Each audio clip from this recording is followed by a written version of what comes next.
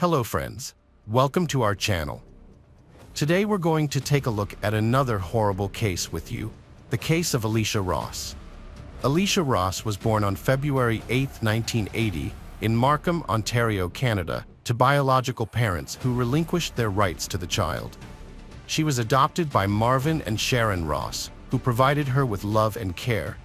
Despite her adoptive parents' divorce, they maintained a friendly relationship and continued to support Alicia. Alicia excelled in school, particularly in drawing and photography. She had a passion for traveling and exploring new cities and countries. After finishing school, she spent a year in Australia before returning home and enrolling in university. In the summer of 2005, Alicia went on a hiking trip in the mountains where she met her boyfriend, Sean Hine. On August 16th, Alicia went for a walk in the park with her adoptive mother and their dogs. She seemed happy and shared that she was expecting a promotion at work to the position of senior sales manager. Alicia was proud of her achievement and expressed her desire to introduce Sean to her adoptive parents. That evening, Alicia and Sean went on a date, and after returning home, they had a great time together. Around midnight, Sean left Alicia's house, promising to call her as soon as he got home. When he called around midnight, Alicia didn't pick up the phone. Sean wasn't overly concerned, thinking she had simply fallen asleep. Sean tried to call Alicia again the next morning, but when she didn't answer, he began to worry. Unbeknownst to him, Alicia had vanished without a trace, leaving behind a mysterious disappearance that would puzzle investigators and her family for years to come. When Alicia didn't pick up, Sean became genuinely worried and contacted a mutual acquaintance who worked in the same office as Ross. From him, Sean learned that Alicia hadn't come to work, and he immediately rushed to her house on the morning of August 17th. Sharon and Julius, Alicia's parents, were planning to play golf with friends and left the house around 10 a.m. They noticed Alicia's car in the driveway, but thought little of it, assuming a colleague had picked her up. About half an hour later, Sean arrived at the Ross residence and found no sign of Alicia. He called the police to report her missing and also contacted Sharon, informing her of the situation. The police were already present when Sharon and Julius arrived home, alarmed by the news. Sean was the first person to notice Alicia's disappearance and inform the authorities. Moreover, he was the last person to see her alive and well the evening before she vanished. According to him, they had said goodbye at the gate where his car was parked around midnight, and she hadn't been in touch since then. When Sharon approached Alicia's room, she immediately noticed that all her daughter's personal belongings, without which she never left the house, were in their places. Her purse, passport, driver's license, keys, cell phone, bank cards, and cash were all left in the room, indicating she wouldn't have gone anywhere, let alone left without them. The gate was open, but not forced, suggesting that the missing person either let her abductor in herself or willingly left with someone. In the backyard, the police found some disorder. The lawn and flowers were trampled as if someone had fallen there. A pair of cigarettes and the right sandal of the girl, which she had been wearing the evening before, were found on the ground, laid out in a straight line. Neither Alicia nor her parents smoked, so the cigarettes didn't belong to them, and Sean claimed he never smoked that particular brand. Sean was almost immediately considered the prime suspect. Firstly, he was noticeably nervous, and his account seemed somewhat confused and disjointed. Secondly, he was the first to report Alicia's disappearance to the police, even before speaking with her parents and confirming that they too had not seen her. Additionally, law enforcement found biological traces on the girl's bed belonging to both her and Sean. Based on this, the investigation speculated that Alicia might have denied Sean intimacy, and he decided to force her, then trying to cover his tracks and stage her disappearance, which he likely caused by ending her life. When Sean was brought to the station, questioned, and the investigator's theory presented to him, he was stunned. He was dismayed to be the prime suspect and swore he would never harm his girlfriend, as he loved her. He also admitted that they did indeed have intimate moments that evening, but insisted it was consensual. The missing girl's parents also had nothing bad to say about Sean. He hadn't argued with their daughter, hadn't mistreated her, and she spoke only well of him. Their relationship was progressing rapidly and quite happily, so much so that Alicia even hoped to have a future with him. The police were baffled by the disappearance of a young woman, Alicia, who had no reason to leave her life behind. She was awaiting a promotion at her job and was a responsible person, so it was unlikely she would just vanish without a word. If something unexpected had happened, she would have contacted her parents. Yet, she had left without her documents, money, and phone. The police questioned her boyfriend Sean, but lacked enough evidence to detain him. They didn't rule him out as a suspect, though, and kept an eye on him. Sean seemed depressed and upset, and the massive search effort began the day after Alicia's disappearance. The police thoroughly inspected her home and yard, questioned neighbors, and examined the surrounding area. However, no one reported seeing or hearing anything suspicious that night. The police theorized that Alicia vanished between midnight and sunrise, a time when the streets are usually quiet. Flyers with Alicia's photo were distributed throughout the city, and her story was featured in the news, generating significant public interest. The police received dozens of calls daily, but most information turned out to be false or mistaken. Sean participated in the search efforts, despite being the prime suspect, and even gave a media interview, pleading for help and displaying photos of the happy couple. The search for Alicia expanded to include abandoned buildings, wooded areas, and wastelands. Her parents, believing she was alive and being held against her will, appealed to the public for help. The police suspected someone close to Alicia might be involved, possibly killing her, due to the lack of signs of struggle or forced entry. Despite their efforts, no concrete leads were found, and the case remained a mystery. 2 weeks after Alicia's disappearance, Sean was arrested on an unrelated charge of driving under the influence and resisting arrest. This led to speculation that he was drowning his guilt in alcohol. Alicia's parents gave another interview, revealing they had only known Sean through their daughter's accounts and didn't know him personally. They considered the possibility that Alicia might have hidden certain details about her relationship with Sean to avoid upsetting them. The police interviewed Sean's neighbors to see if they had noticed anything unusual, but no significant information emerged.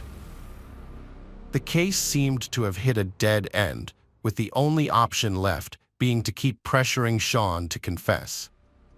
However, a month after Alicia's disappearance, a surprising twist occurred. Daniel Sylvester, a 31-year-old man who lived nearby, called the police and confessed to killing Alicia, revealing where he had hidden her body. Daniel was a reclusive, unemployed man who lived with his mother in a house adjacent to the Ross family home. Despite living near each other, Daniel and Alicia had never interacted before, but Alicia had seen him a few times and considered him mentally unwell due to his odd behavior. Daniel had severe socialization issues from an early age and harbored deep resentment towards women. He was diagnosed with social anxiety disorder at the age of 8 and had been receiving continuous psychological care, although therapy didn't help much. In his teenage years, he confessed to having dark fantasies of attacking and overpowering a girl, which excited him. Despite these fantasies, specialists were confident that they would remain just in his imagination. After finishing school, Daniel stopped attending therapy sessions and decided not to continue his education. He became a recluse, living in his mother's house, almost completely isolating himself from the outside world. He spent his days sitting in his room, often visiting adult websites, and occasionally ventured out in the evenings to secretly watch his neighbors, peeping into their windows. He especially enjoyed watching when someone was engaged in intimate activities, which excited him. However, Daniel remained a virgin well into his 30s, satisfying himself with solitary activities. The neighbors hardly ever saw him and considered him a harmless guy. However, the mutilated body of Alicia was later found at the location Daniel had indicated, leaving many questions about why the police had overlooked him during their initial investigation. The condition of the remains indicated that the girl had been dealt with extreme cruelty, with injuries that suggested she had been hit by a car. The exact cause of death could not be determined, but at least 3 injuries were incompatible with life. Daniel initially claimed that he had an argument with his neighbor on a bush-covered path between their homes, during which she called him a loser, angering him, and he struck her on the head. When she fell, he kicked her several times in the chest. However, something in his story did not add up, and there were missing details and specifics. Law enforcement had to clarify the circumstances and chronology of events to learn how exactly the girl received such injuries. Daniel spied on his neighbor Alicia and her boyfriend on the fateful evening. He watched them from a window as they were intimate, then moved back to the bushes, but didn't leave. When Alicia's boyfriend left, she saw Daniel spying on her and became angry, yelling at him and calling him a pervert. She then turned to go back into the house, but Daniel snapped, leading to a brutal beating and murder. The word pervert triggered Daniel's rage, reminiscent of childhood taunts from girls. He punched Alicia powerfully on the head, knocking her to the ground, then choked and kicked her, inflicting 33 fractures and extensive internal bleeding.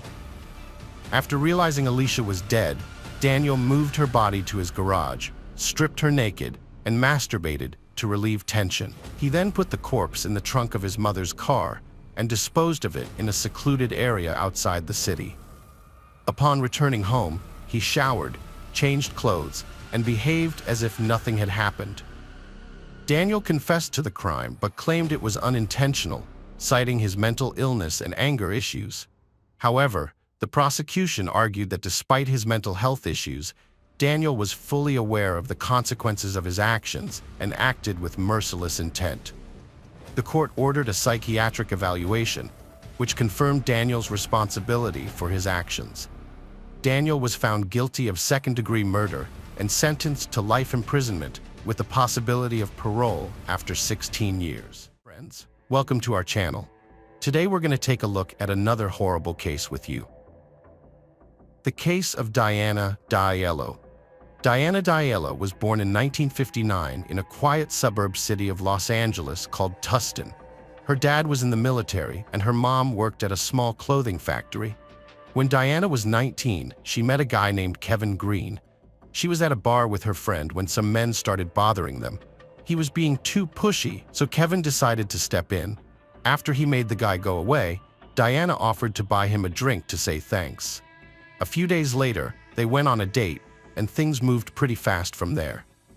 At the time, Kevin was already married, but he and his wife were in the process of getting divorced.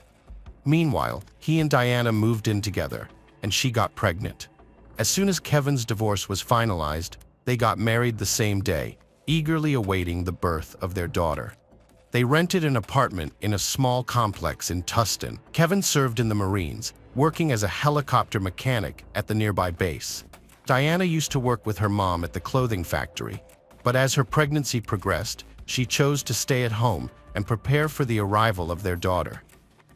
By the end of September 1979, Diana was 9.5 months pregnant and due to go to the hospital any day now. On the evening of September 30th, after watching a movie together, Diana and her husband got into an argument. The stress of impending parenthood had been weighing on both of them, so they'd been fighting quite a bit lately. Kevin decided to take a drive to a nearby fast food joint to clear his head and also avoid making the whole situation even worse. About 40 minutes later, a local police department received a chilling call. It was Kevin, and he said that someone had shot his wife and she needed an ambulance as soon as possible. A patrol car was nearby, and officers quickly arrived at the scene. On entering the apartment, they found Diana lying on the bed in her bedroom, covered in blood, seemingly from a head wound resembling a gunshot. The bedroom wall was also splattered with blood. Diana showed signs of life, trying to breathe, so the officers started performing first aid while they waited for the ambulance. They also asked Kevin to leave the room as they were still unsure of what had happened. The medics soon arrived and carefully moved Diana into the ambulance. At first, they also thought she had a gunshot wound, but they quickly realized it wasn't the case. The wound appeared to be caused by blunt force trauma. Kevin wanted to go with his wife, but the police didn't allow him to. They needed to take his statement, and at that moment, they were considering all possible scenarios, including his involvement in the attack. Kevin was clearly in shock and seemed to struggle to comprehend the officer's words. He even attempted to get into the ambulance, so they had to stop him as it drove away. He began to regain his composure and finally told the police what had happened that night. Kevin explained that he and his wife had an argument, so he decided to go to a fast food joint to get burgers and clear his head. When he left the apartment, he realized he had left his keys inside, but he chose not to go back for them. He simply shut the door and headed to his car. Kevin also mentioned that not far from their apartment complex, he saw a van with its back door open, and there was an African-American man walking back and forth to it. Given that it was around 2 a.m., Kevin found it a bit unusual. He drove to his favorite fast food place, but there was a long line, so he went to another one of the same chain a few miles away. He bought some burgers and headed home, which took about 40 minutes. When he got to the front door, Kevin found it wide open. He rushed inside and heard strange sounds like someone snoring. Upon entering the bedroom, he saw Diana covered in blood, struggling to breathe, and immediately called the police. Some parts of Kevin's story immediately raised questions for the officers. For example, his decision to go for burgers in the middle of the night seemed odd, and the whole trip also took him about 40 minutes, which was quite long considering that all the restaurants were close to his home. Nevertheless, officers inspected the fast food bag, and the food was still warm. The receipt contained the restaurant's address and the time of purchase, corroborating his account. Based on this, the police allowed Kevin to go to the hospital, but first, they had asked him to provide a blood sample. DNA analysis wasn't available at the time, but experts could compare the blood traces found at the crime scene with Kevin's blood type. When Diana arrived at the hospital, doctors confirmed that the wound on her head was not from a gunshot. Most likely, the assailant used a small but heavy object, like a piece of wood, and inflicted a series of blows. At the hospital, Diana slipped into a coma, and doctors worked tirelessly for several hours to save both the woman and her unborn child. They eventually managed to stabilize Diana's condition, but she still needed surgery. Meanwhile, investigators asked medical experts to determine if Diana had been sexually assaulted.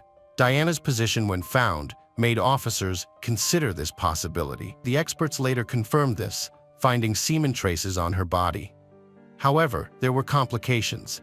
Kevin had told detectives they were intimate a few hours before the argument, but DNA analysis was unavailable then.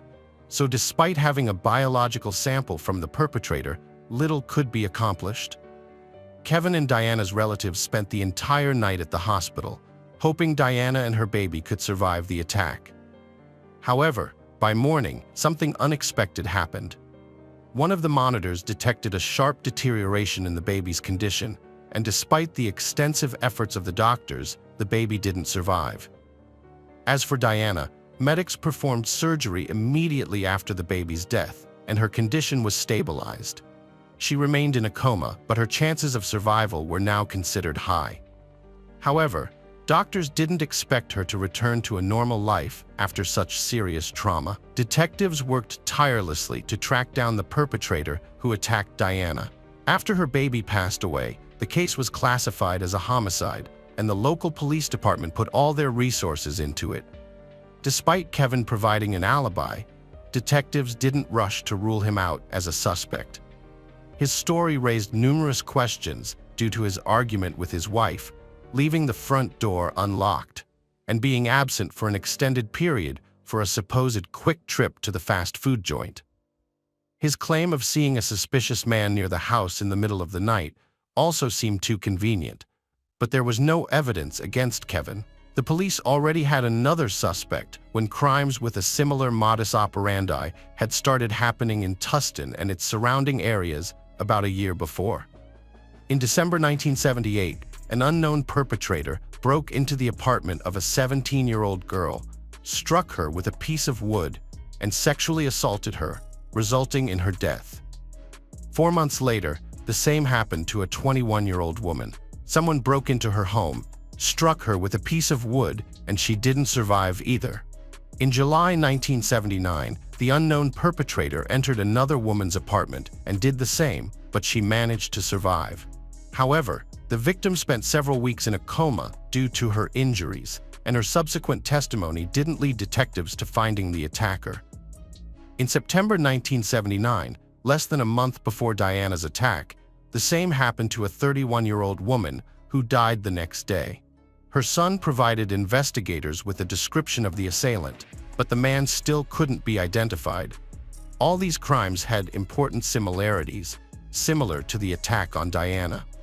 Police were almost sure that they were dealing with a serial killer, and they were putting all their effort into catching this person. He had already been given a nickname, the Bedroom Basher, as the criminal was committing his crimes with short breaks and was active in a relatively small suburban area of Los Angeles. Detectives thought he might strike again soon, so they decided to use the media to warn all women who lived alone, especially those in lower-floor apartments, as they seemed to be the preferred targets of the suspected serial killer. This caused widespread panic. Women started buying any form of protection they could find, enrolling in self-defense classes, and staying with friends and family in an effort to protect themselves from the dangerous criminal. Police also started patrolling the streets at night. Detectives interviewed anyone who could have had any connection to these crimes, and soon they received their first leads. Several neighbors of the victims reported seeing a suspicious white man with dark, thick hair near their houses. Although this description was quite superficial, police located several matching men and investigated them, but it led nowhere. But there was a serious problem. Diana couldn't speak or remember anything, and according to the doctors, her brain needed some time to recover, functioning at the level of a 6-year-old child. Around the same time, another attack happened in Tustin. An unknown assailant broke into the apartment of a 24-year-old woman, struck her several times with a piece of wood, and sexually assaulted her. Tragically, the victim died, and the police once again failed to catch the culprit. Diana spent several more days in the hospital, and her mind began to gradually return to normal. However, she had almost completely lost her memory and still couldn't recall even her parents. Doctors said her memory might eventually return, but warned her family not to recount anything to her and to allow her to remember everything on her own. Once her life-threatening condition passed, Diana was discharged from the hospital, and her family took her home. Since Kevin needed to work on the military base to pay the bills, they moved in with Diana's parents, who could care for her around the clock. 2 weeks later, another tragic attack occurred in the city with a similar modus operandi, and this time, the unknown assailant killed a 17-year-old girl. After being discharged from the hospital, Diana started attending physiotherapy, and her condition gradually improved. She still couldn't speak or remember what happened to her, but everything suddenly changed 6 weeks after the attack. During a physiotherapy session, the therapist brought up the attack and asked if Diana still couldn't remember who did it to her. To the doctor's surprise, Diana suddenly nodded and pointed to her wedding ring. When Diana's mother came to pick her up, the doctor told her about this, and the mother asked her daughter, "Was it Kevin who attacked you?" And Diana nodded. Right after that, her mother took her to the police station, where she spoke with the lead detective. He asked Diana a few more questions, and she confirmed that she suddenly remembered the moment of the attack, and the perpetrator was none other than her husband. The detective's perception of the case took a sharp turn.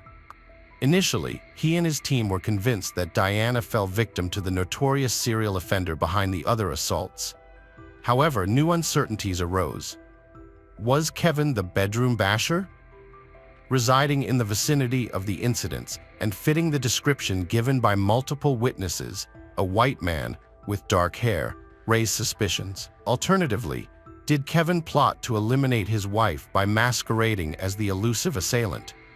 Given the striking similarities in the bedroom basher's modus operandi in each instance, such a scheme wouldn't have been challenging.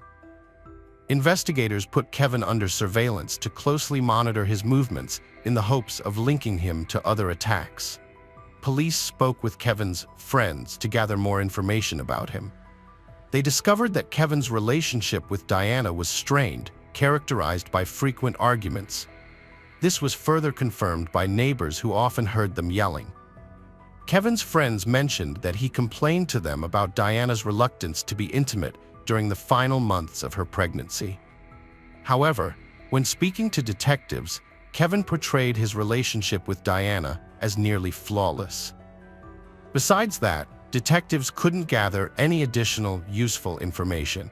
Kevin behaved quite normally. He went to work and came back home without lingering anywhere else and didn't raise any suspicions. The police received results from the lab showing and discovery. Along with the attacker's semen, they found skin particles with blood under Diana's nails. Specialists matched the attacker's blood type to Kevin's blood sample, confirming they were the same. This indicated that Kevin shared the same blood type as the person who attacked Diana. Based on this evidence, detectives formulated the most probable scenario of what occurred on that significant night. Kevin had indeed purchased burgers at a fast food establishment a few miles away from his home. The time on the receipt and the cashier's testimony verified his presence there. Consequently, the detective suspected that he might have assaulted Diana before leaving home, swiftly visited the fast food place to establish an alibi, thus explaining the prolonged 40-minute absence. Regarding motive, detectives theorized that Diana's refusal to engage in intimacy served as the trigger for Kevin's violent actions. Despite Kevin's claim that they had sex hours before the incident, he frequently complained to friends about Diana's reluctance for months. Given the severity of the attack, detectives believe this was Kevin's breaking point. The police re-interviewed Diana, who confirmed she vividly remembered the attack and that Kevin was the one who assaulted her. During the conversation, her mother said they could no longer pretend and live under the same roof as Kevin after that. Detectives decided to arrest him and proceed with legal action. Kevin was arrested at a store to protect Diana's family and to avoid arresting him at their home. He denied the accusations, claiming his innocence. The court preparation lasted 10 months, during which Diana's health improved, allowing her to speak again, though with some difficulty. Multiple doctors confirmed her recovery and deemed her a credible witness. Diana testified in court, confirming that the person who attacked her that night was indeed her husband. Kevin's defense insisted on his innocence, trying to use the fast food alibi, but it wasn't enough against the victim's testimony. In November 1980, Kevin was found guilty of killing his child and assaulting his wife. He was sentenced to 15 years to life in prison.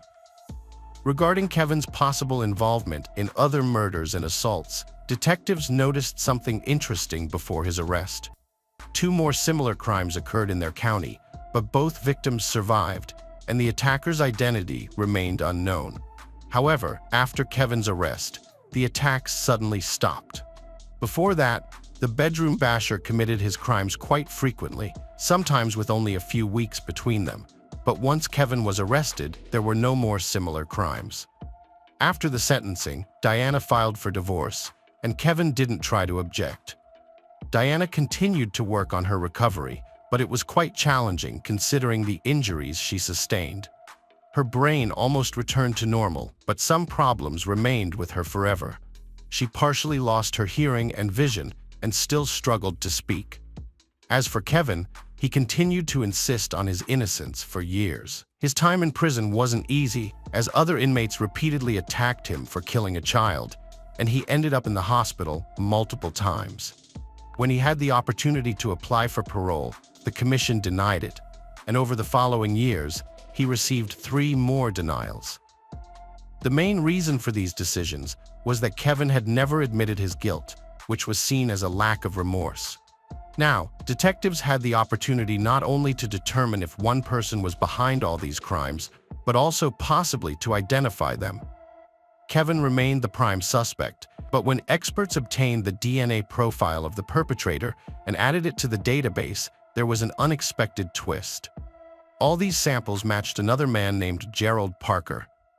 Parker was arrested in the same year as Kevin. He assaulted a 13-year-old girl in Tustin and was caught shortly after. At the time, detectives did not link this crime to the series of attacks because they had a different pattern. While the bedroom basher targeted victims late at night in their apartments, Parker abducted the girl on the street. Since then, Parker has been serving his sentence in prison and was set to be released in just a few days.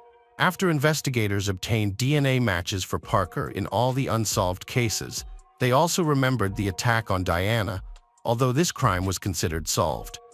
Detectives still considered its connection to the other similar cases highly likely. Now they understood that Kevin definitely wasn't the serial killer, leaving them with just one question: did he really attack his wife? During those years, Parker served at the same military base as Kevin and also owned a dark-colored van. As we recall, on the very first day, Kevin told the police that he saw an African-American man in front of their house walking near a dark van. This made detectives wonder, what if Parker was behind the attack on Diana? The local prosecutor visited Kevin in prison and informed him of the progress in the investigation of the Bedroom Basher murder series. He then asked Kevin to provide a direct sample of his DNA for analysis. Kevin, who had been trying to do this for years, immediately agreed. While experts conducted the analysis, detectives went to see Parker in prison. At that point, they hadn't yet charged him with the series of attacks because they needed time to prepare such a complex case. Nevertheless, the police decided to talk to the suspect, hoping he might give them a confession. Parker began to deny his involvement in the series of crimes, so detectives shifted the conversation to the attack on Diana. Before questioning him, they reviewed Parker's case and found something interesting. After his arrest for assaulting the girl, he told the police that military service was the best thing that had ever happened to him. Detectives decided to use this to their advantage and questioned how he could let another soldier take the blame for his crime. They continued pressing Parker, appealing to his loyalty to the military, until he suddenly said that another person was indeed serving time for the murder he committed. He continued admitting that on that night, he did indeed drive to Kevin's house in his van. His plan was to roam the neighborhood, peering into ground floor windows as he had done many times before, looking for his next victim. But this time he heard screams from Kevin and Diana's apartment, and a man came out onto the street. Parker noticed that he didn't lock the door, waited for a few minutes, then entered the apartment and assaulted Diana. He also said that he didn't know her husband since they had different duties on the military base. Parker also confessed to the other crimes, admitting to 6 murders and 3 non-lethal attacks. After the police obtained his confessions, DNA results proved Parker's involvement and Kevin's innocence. The prosecutor promised to overturn his sentence as soon as possible, and a few days later, Kevin walked free after spending 16 years behind bars. The twist in this case caused a widespread outcry. It wasn't just because an innocent man spent nearly half his life in prison for someone else's crime, but also because it took so long for the police to establish the real killer's identity. However, that wasn't the last twist in this case. When Kevin was released, the state of California agreed to pay him $10,000, which was a relatively small amount of money, even for those times. Several years later, he got additional compensation of $100 for each day spent in prison, totaling $620,000. But the story didn't end there. Despite Kevin's full exoneration, Diana refused to believe in his innocence. Up until that point, she had claimed Kevin was the only one who attacked her. After biological data from her body matched Parker's DNA, Diana came up with a new version of the stories. She claimed that on the night in question, Kevin attacked and assaulted her before leaving, and then Parker entered the apartment and did the same to her. Parker himself repeatedly stated that when he entered the apartment, the woman was simply lying on the bed without any visible injuries or signs of distress. He also claimed that he was the one who struck her on the head.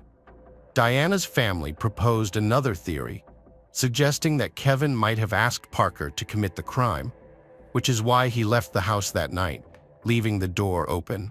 However, Parker continued to insist that he didn't know Kevin. There were numerous people on the military base, many of whom didn't know each other personally. Besides, such a version would imply that Kevin should have known Parker was the serial killer to ask him something like that, which he vehemently denied. Kevin also denied any connection with Parker, insisting he would never harm Diana, let alone their unborn daughter. He maintained that he left the door unlocked simply because he didn't want to return for the keys right after the argument with his wife. He also added that he still blames himself for that decision. Diana insists on her version of events to this day, and there could be a simple explanation for that. The trauma she endured as a result of the attack had a profound impact on her brain. When she emerged from the coma, doctors warned all her relatives not to tell her what had happened, as her brain could accept any information as true, and she would believe such memories to be accurate and real. It's worth noting that even at the time of Kevin's release, 16 years after the incident, she continued to experience serious difficulties, such as struggling to process fast speech, indicating that the consequences of the trauma had an irreparable impact on her brain. It cannot be ruled out that the trauma is the primary reason for her conviction of Kevin's involvement. As for Parker, in 1999 he was sentenced to death, but this sentence has never been carried out. After many years of waiting in prison, California imposed a moratorium on executions, so Parker continues to serve his sentence behind bars to this day. Take a look at another horrible case with you. The case of Zoe Hastings. Zoe Hastings was born on November 20, 1996, in Kansas. She was the eldest of 5 children, with 3 younger sisters and a brother. Zoe was always available to assist her parents in caring for her siblings, willing to cancel any plans if her parents needed a helping hand. Her parents were deeply religious, so the family spent a considerable amount of time at church.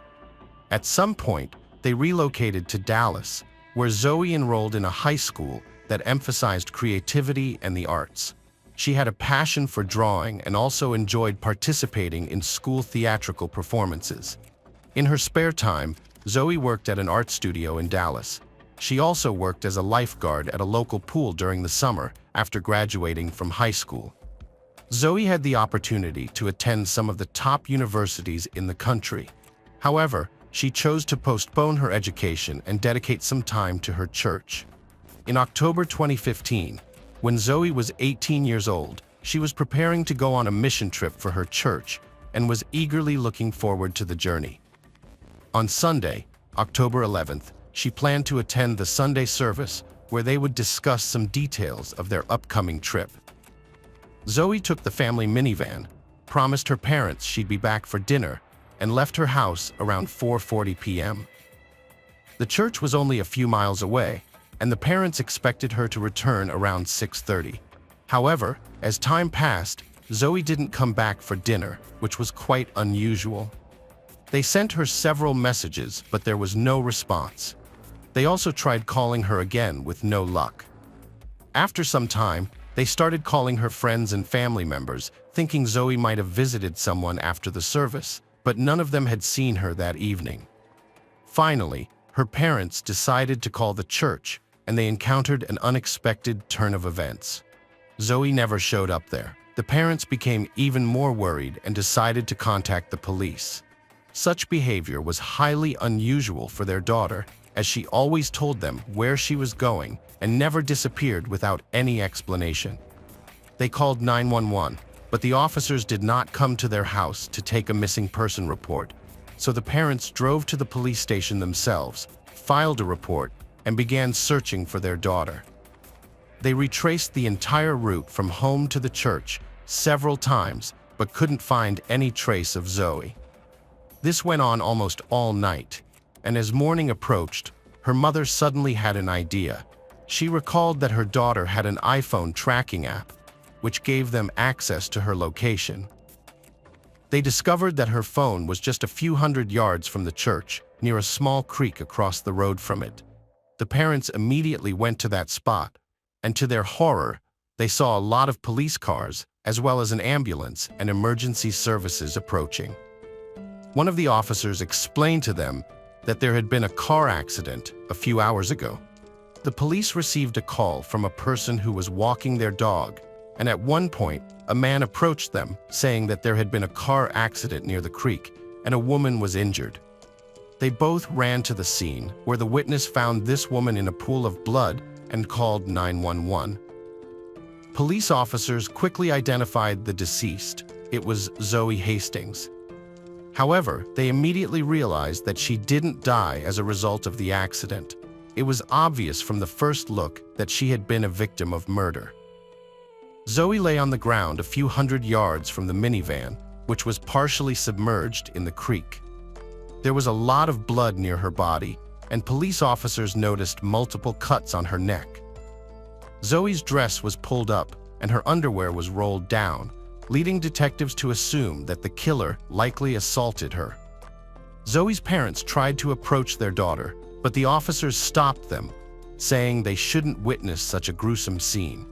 While investigating the crime scene, officers found several clues. All the minivan doors except the driver's were locked, which could indicate that the perpetrator either drove the vehicle themselves or approached Zoe directly at the scene.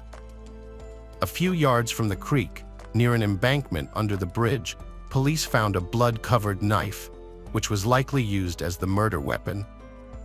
Zoe's smartphone data assisted the investigators in establishing the timeline of case. The GPS data showed that she arrived at the creek at 5:01 p.m., only 20 minutes after leaving her home, and she was apparently killed within a few minutes of arriving there.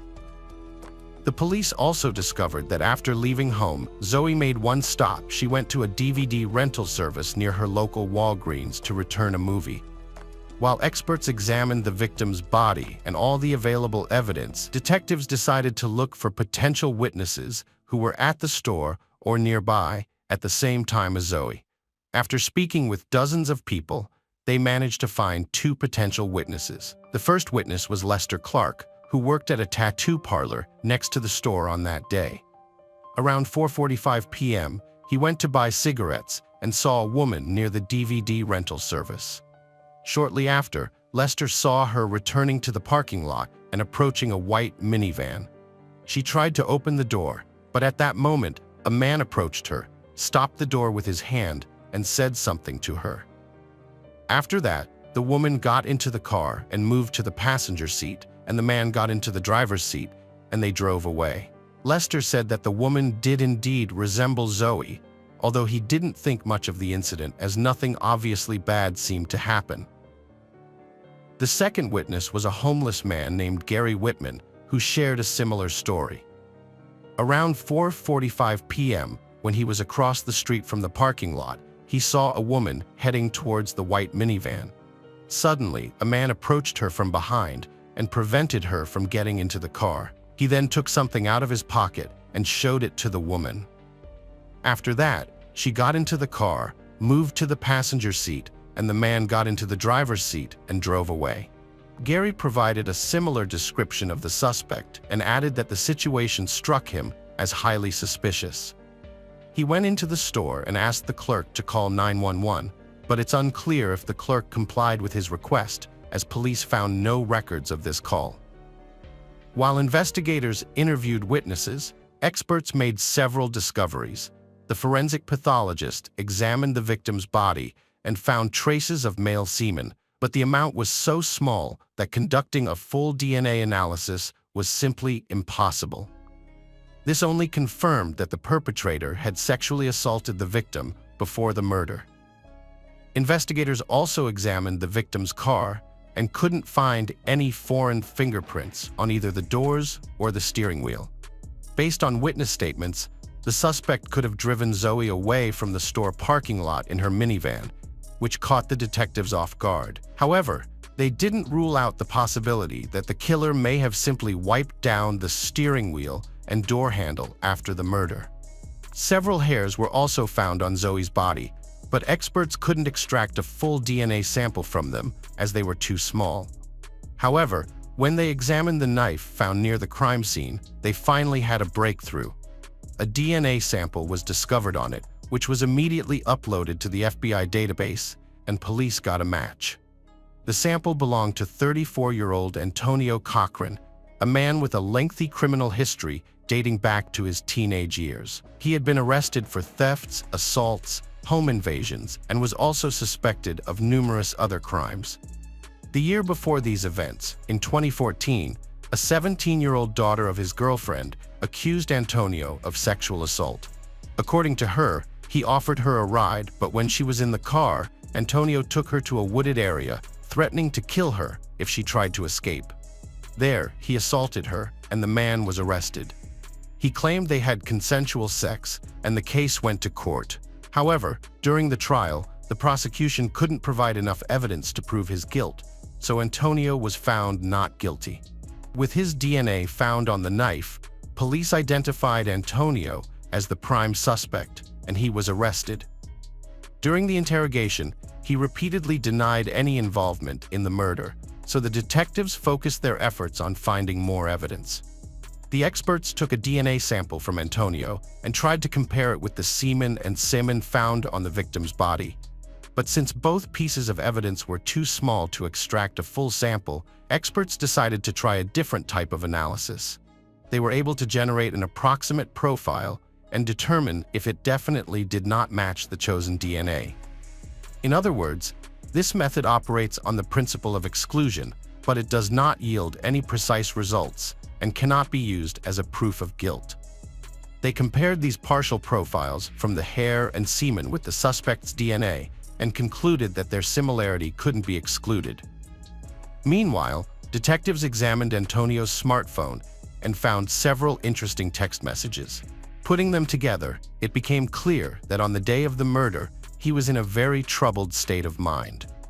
At 1:48 a.m., the day before Zoe's death, he texted a friend he lived with, saying he was moving out and he would never see him again. On the next day, at 2:07 p.m., he texted his ex-girlfriend, telling her that his stepmother died, and he mentioned she died right in front of him, and he was finding it difficult to cope with the loss. Over the next hour, Antonio texted another woman twice, stating he had been drinking all night, driving around the city, and crying. These were his final messages before Zoe's death. Later that evening, at 9:30 p.m., he texted his friend again, expressing confusion about what to do with his life and how things had recently taken a turn for the worse. The next day, he sent another message to his ex-girlfriend, saying his life is over and she would soon find out why. Examining his browser search history, detectives found that Antonio had visited local news websites over 30 times before his arrest, specifically checking the crime sections. 5 of those visits were directly related to articles about Zoe's murder. They also noticed that before her death, he rarely visited news sites. Police only found one page in his browsing history related to gang activity. Antonio's smartphone provided the detectives with another lead.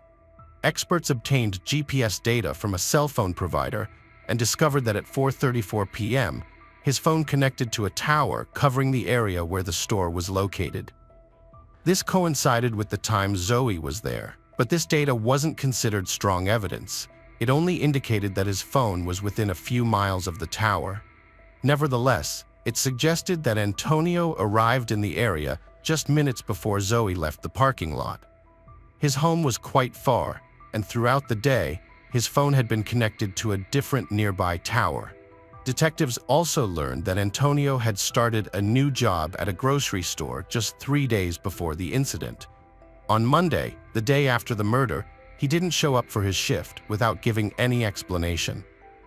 Despite the extensive list of circumstantial evidence against Antonio, the only strong evidence remained the suspect's DNA on the handle of the knife. However, this could have posed a problem, as such evidence alone is often insufficient for a conviction, because merely holding a knife doesn't prove the act of murder. For instance, he could have used the knife under different circumstances, and someone else might have used it to commit the crime. But detectives couldn't find any other evidence, so they decided to proceed with the case and take it to court. The prosecution presented its version of what happened on that day. When Zoe returned to the parking lot to her car, Antonio approached her, pulled out a knife from his pocket, and threatened her to get in the car. He then took the driver's seat himself and drove away. Based on the messages sent by the suspect before the murder, he was in a distressed emotional state due to the death of a relative and had consumed a significant amount of alcohol. According to the investigator's version, he decided to abduct the victim with the intention of assaulting her. He chose Zoe randomly because she happened to be in the parking lot at that moment, and Antonio simply saw an opportunity to commit the crime. Antonio drove to a nearby creek located in a low-lying, tree-surrounded area, making it difficult to see from any direction. There, he forced the victim out of the car, assaulted her, and inflicted 6 stab wounds to her neck.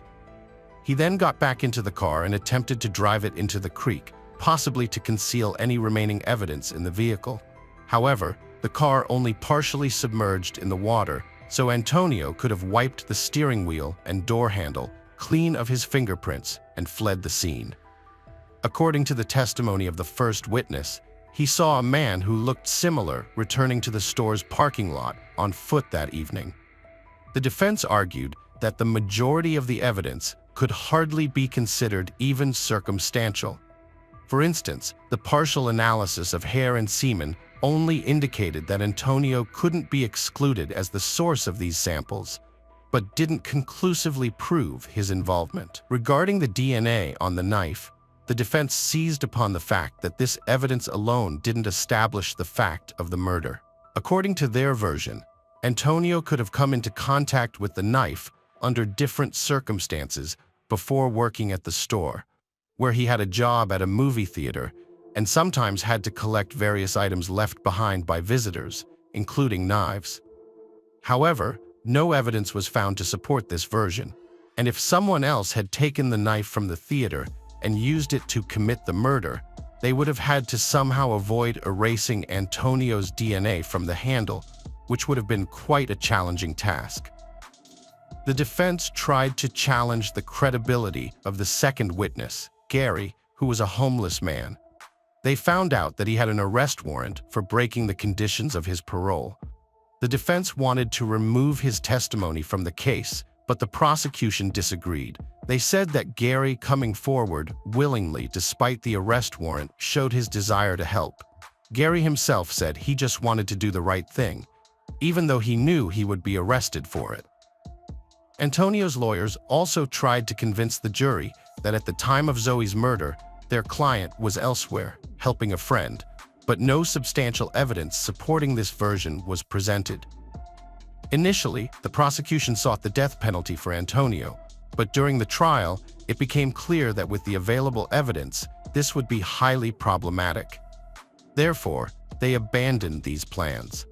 After prolonged deliberation, the jurors eventually found Antonio guilty of murder, and he was sentenced to life imprisonment with the possibility of parole after 30 years. Zoe's parents thanked the investigators and all the participants in the trial for achieving justice for their daughter. Her father also shared that from a young age, he had warned all his children about the dangers the world might pose to them, and he had exerted all his efforts to protect them. But his eldest daughter was abducted just a few hundred yards from their home, and he couldn't do anything to prevent it. Hello friends, welcome to our channel. Today we're going to take a look at another horrible case with you, the case of Crystal Perry. Crystal Perry was born on August 23, 1963, in the small American town of Rumford, Maine. She was the youngest of 10 children, and their parents had to provide for all of them, which was understandably a challenge. Crystal and her siblings grew up quite independently with strict parents, unable to watch over all the kids. Their older sister, who was just 12 when Crystal was born, took care of them like a mother, always looking out for her younger brothers and sisters. Growing up in a tense environment, they all wanted to start their own separate lives as soon as possible. Eventually, they scattered to different cities and states. Crystal was no exception. She wanted to start a family of her own and met a guy named Tom in high school. They soon got married and moved to California, but eventually, Crystal realized that big city life just wasn't for her. After a year and a half, they decided to return to Maine, settling in a small town called Bridgeton, about an hour away from her hometown. Crystal got a job at a local shoe shop, while Tom took on various odd jobs. Soon, Crystal discovered she was pregnant, and they welcomed their daughter Sarah. Despite the fact that Tom had initially wanted to be a father, their relationship with Crystal became complicated after their daughter's birth. He spent more and more time at a local bar, squandering almost all their money on alcohol. Once, he even took the money Crystal had set aside for groceries, as they didn't earn much. Tom's drinking habit sometimes left them with no money even for food. At some point, Crystal decided to file for divorce. Tom continued to see his daughter from time to time, but wasn't actively involved in her life. The situation escalated when Tom got a new girlfriend who started to harass Crystal. She called and threatened Crystal, show up at her place, and cause scenes, all because she simply didn't like that Crystal and Tom had once been married. Afraid to let Sarah visit her father, Crystal moved in with her mother. Over the years, she worked hard to save enough money to buy a house of her own. A few years later, she finally had the opportunity and purchased a small house on the outskirts of Bridgeton. The house was located just a few dozen yards from a picturesque lake surrounded by a forest. Crystal and Sarah were thrilled to have their own home just for the two of them. On May 10, 1994, when Crystal was 30 and Sarah was 12, they watched a solar eclipse together. The next day, as usual, Crystal went to work and Sarah to school. In the evening, they had dinner together, and Crystal tucked her daughter into bed. A few hours later, Sarah suddenly woke up to a loud scream. At first, she thought her mom was arguing with someone on the phone, but she quickly realized it was much more serious.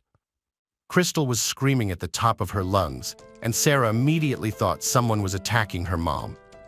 The door to her bedroom was slightly ajar, and through her fear, she came closer to it. Sarah realized that the screams were coming from the kitchen, but she couldn't see what was happening from where she stood. Sarah was gripped by fear and afraid to move or make any sound.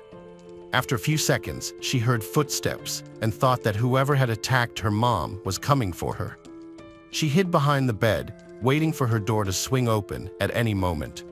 Instead, she heard the kitchen drawer open, followed by a sound like someone was rummaging through the silverware. Crystal continued to scream and beg for mercy, and in the next few seconds, Sarah heard sounds as if someone had started stabbing her mom with a knife. With each new stab wound, her cries became increasingly muffled until they stopped completely. Despite being only 12, Sarah understood clearly that some unknown criminal was killing her mom. She wanted to rush to her mother's aid, but was paralyzed with fear.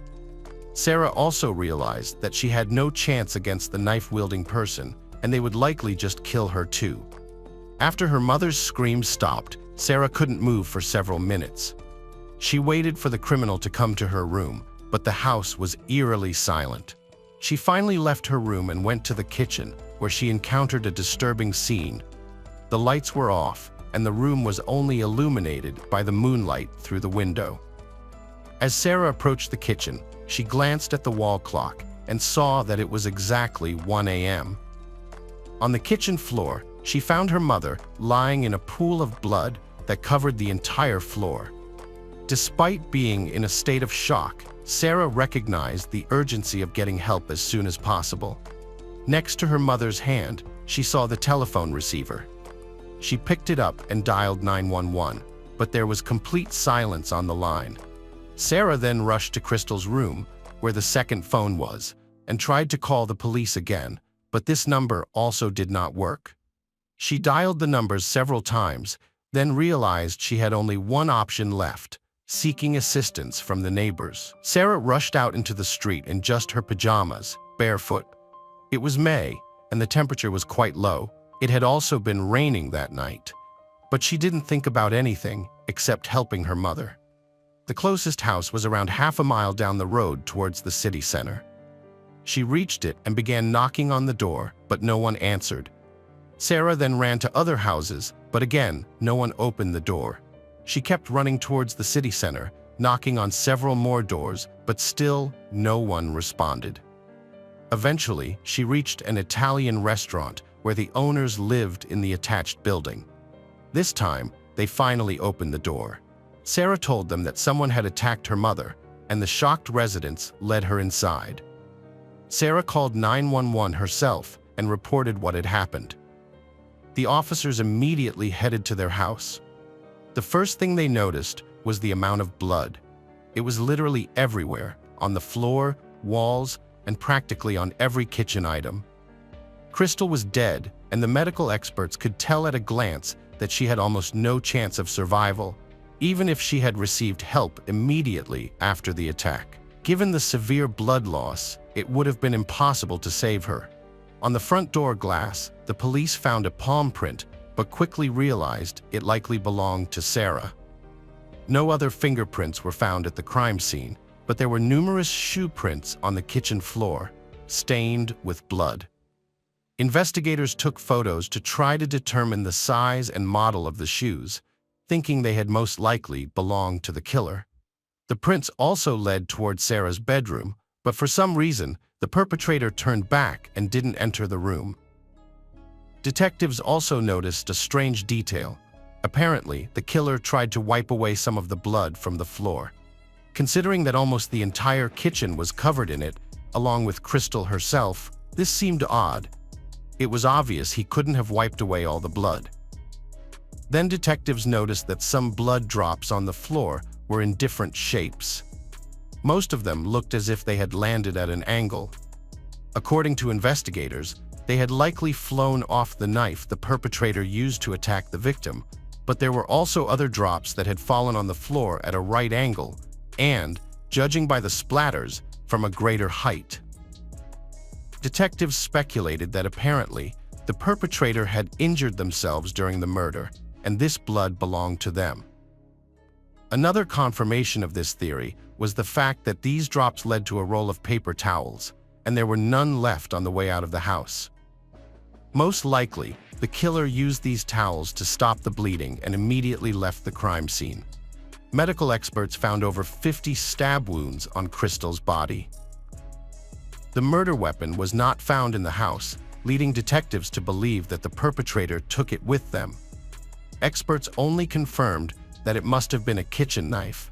The killer struck with such force that a piece broke off and lodged into the victim's body. Crystal had also been sexually assaulted, and experts were able to extract a sample of the perpetrator's semen along with the blood drops. It was sent to the lab. However, there was a problem. Due to funding shortages, the local laboratory was quite overloaded, so results would take at least 6 months. As a result, detectives had to begin the investigation without any evidence. First, they ruled out robbery, since nothing was missing from the house. There were no signs of forced entry either, leading police to speculate that the victim had opened the door to the perpetrator herself.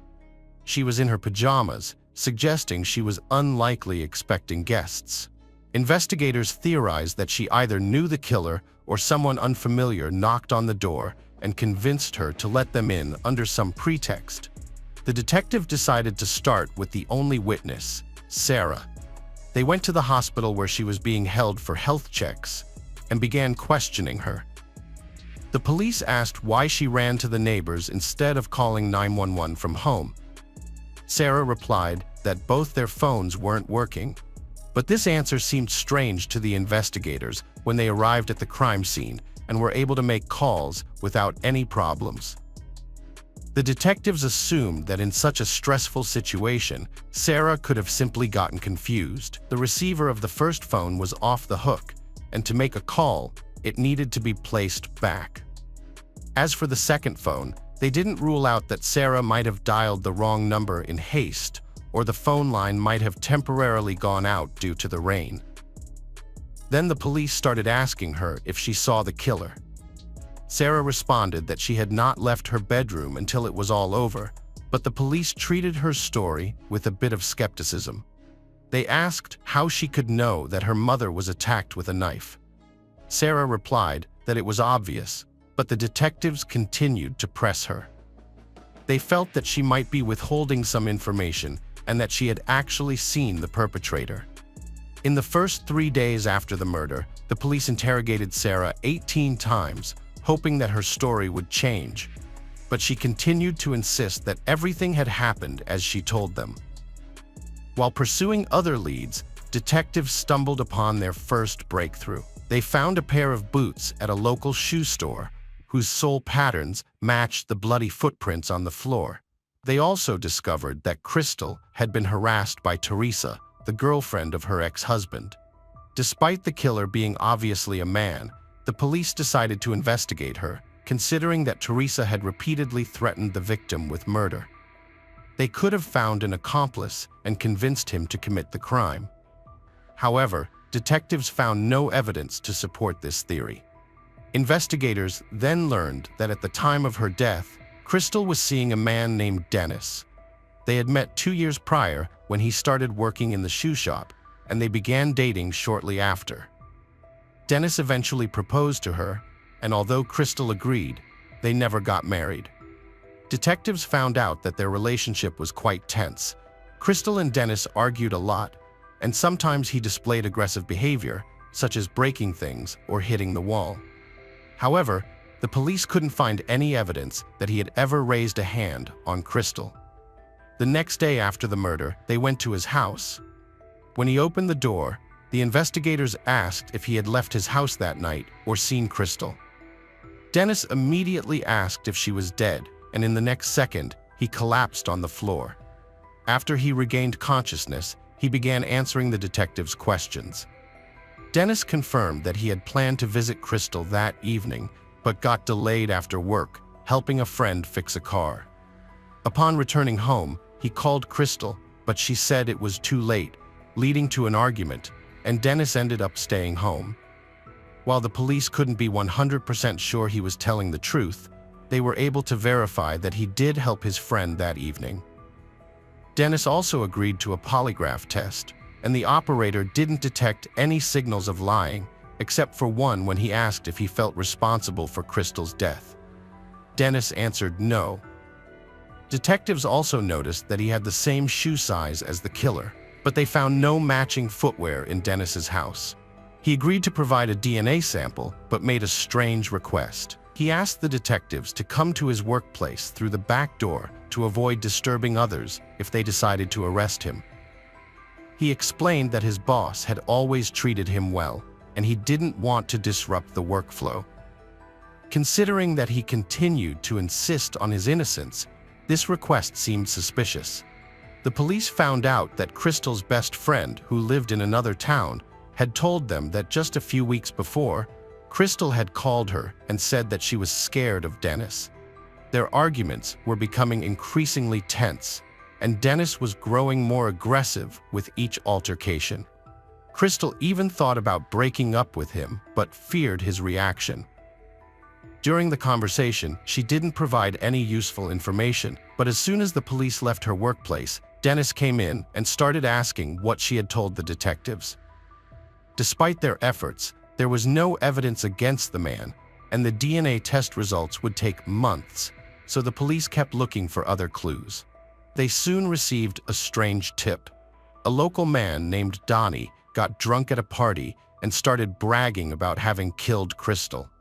They took him in for questioning, but he claimed to have no memory of the party and denied any involvement in the murder. The investigators later discovered that Donnie was an alcoholic and a known liar. Another witness reported seeing a black pickup truck with New Hampshire plates near Crystal's house, but this lead didn't lead anywhere either. One woman told the police that on the night of the murder, she was driving past Sarah's house when she heard sirens and thought they were for her boyfriend, who lived down the road. At the same time, she saw a car with high beams on, following her at high speed. Thinking the driver was chasing her, she turned onto another road, but the car passed her by. However, the police couldn't confirm if this car was somehow related to the murder. Since then, the police struggled to find any solid leads. Crystal's relatives pulled together $10,000 as a reward for any information on the case, and they also distributed flyers around town, hoping to attract new witnesses. It's worth mentioning that Teresa, the girlfriend of Crystal's ex-husband, was seen tearing down these flyers multiple times. As for the ex-husband himself, he was thoroughly investigated, but detectives eventually doubted his involvement. Over the years, his alcohol problems became even worse, and now Tom drank heavily every day. In his condition, it seemed unlikely he could have committed such a crime, and he had no clear motive. The police also looked into 2 other men Crystal dated after divorcing her husband, but they found no evidence linking them to the case. All of them, including Tom, provided DNA samples, leaving detectives waiting for the lab results. 9 months after the murder, investigators finally received the results, which showed that the blood and semen samples didn't match any of the suspects, including Dennis. This left detectives with no other leads. They requested Dennis's sample again for additional testing, but the results remained the same. Stuck in a dead end, investigators decided to revisit their only witness, Sarah. They still assumed that either she was lying to them or her mind had blocked out the horrific memories of her mother's murder, and she actually saw the killer at that time. Sarah was living with her aunt in Texas, so the police headed to the other end of the country to question her. They polygraphed her, but the operator didn't detect any false answers. Despite this, investigators continued talking to her day after day, asking the same questions, but each time, she replied that she didn't see the killer. After that, the case remained unsolved for several years. The police kept interviewing people, checking various suspects, but it yielded no results. In the late 90s, when the FBI DNA database became available, investigators uploaded the sample of Crystal's killer, but no matches were found. In 1999, a new detective was assigned to the case. He decided not only to review all existing evidence, but also to collect DNA samples from as many men as possible living in the town and nearby areas. By then, the laboratory could conduct tests much faster, and the police obtained hundreds of samples, but none of them matched. The new detective also reached out to Sarah and persuaded her to work with a psychologist to try to recover suppressed memories. She agreed, but the psychologist concluded that Sarah truly didn't remember anything and was telling the truth about not seeing the perpetrator. Since then, the case remained unsolved for many years. Detectives kept working on it, but couldn't find any new leads. This continued until 2006, when something unexpected happened. Detectives received a message. A DNA sample was entered into the FBI database, and it matched with the blood and semen left by Crystal's killer. The owner of the DNA turned out to be a man named Michael Hutchinson, who had never been a suspect in the case. Detectives found out that in 2003, he was arrested for assault and threats with a weapon, resulting in a 6-month prison sentence and 3 years of probation. At the time, his DNA sample was taken, but for some reason it wasn't uploaded to the FBI database and remained stored in the lab. 3 years later, Michael was arrested for drunk driving with his children in the car. He was released on bail, but he didn't show up for his court hearing, so he was sent to prison. Michael was also arrested right at his own wedding and placed in a cell.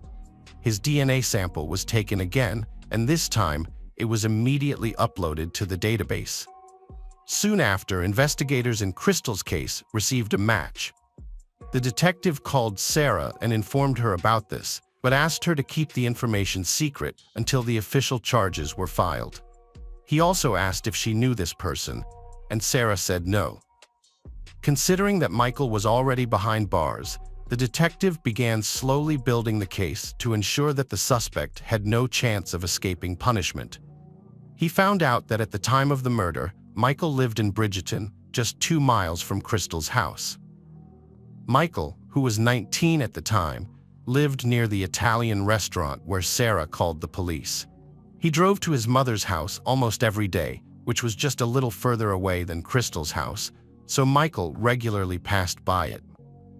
For the detective, it meant that he could have seen Crystal multiple times.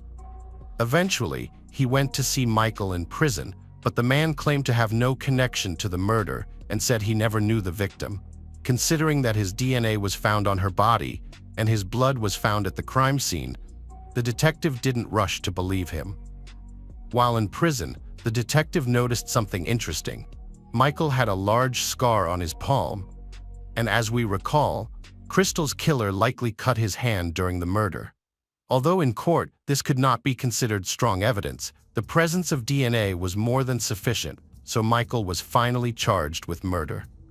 According to the prosecution, the man, a known user of illegal substances, had repeatedly seen Crystal as he passed by her house on that fateful night.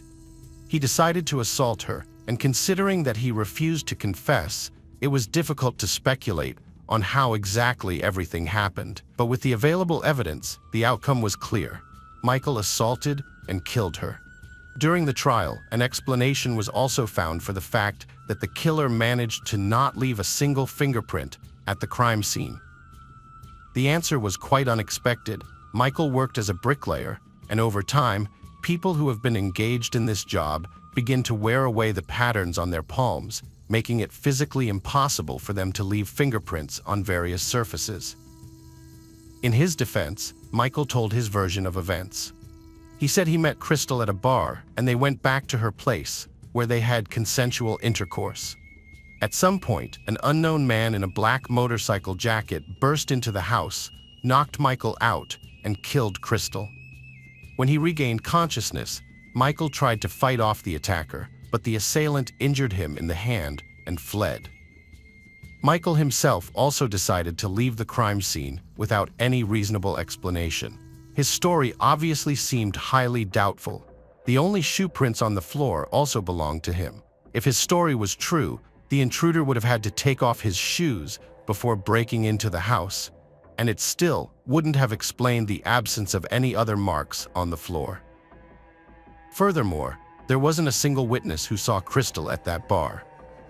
The trial ended on April 9, 2007, and Michael was unanimously found guilty. He received a life sentence without the possibility of parole and remains in prison to this day. As for Sarah, her mother's murder undoubtedly had a critical impact on her. However, over the years, she found the strength to move forward. She attended college, became a writer, and published a book about her mother's murder, compiling all the available information. Moreover, when she was working on the book, Sarah managed to uncover new facts overlooked by the police. She discovered that during those years, Michael often borrowed his father's car, a black Ford pickup truck with New Hampshire license plates. As we recall, one witness reported seeing such a vehicle near Crystal's house. She also remembered the woman who told the police about the car with its high beams on, speeding past her on the night of the murder. At the time, the woman mentioned she mistook the ambulance sirens for police and thought they were heading to her boyfriend's house. That boyfriend was Michael. The police put his name in an address in the report, but back then, they decided there was no connection and didn't bother to investigate him further. Perhaps if the police had decided to speak with him, they would have noticed the cut on his hand, and the case would have been solved much sooner. Welcome to our channel. Today we're going to take a look at another horrible case with you. Hello friends, welcome to our channel. Today we're going to take a look at another horrible case with you, the case of Chris Coleman. On May 5, 2009, the Coleman family, who appeared to have the perfect life, was tragically murdered in their home just before 3 a.m.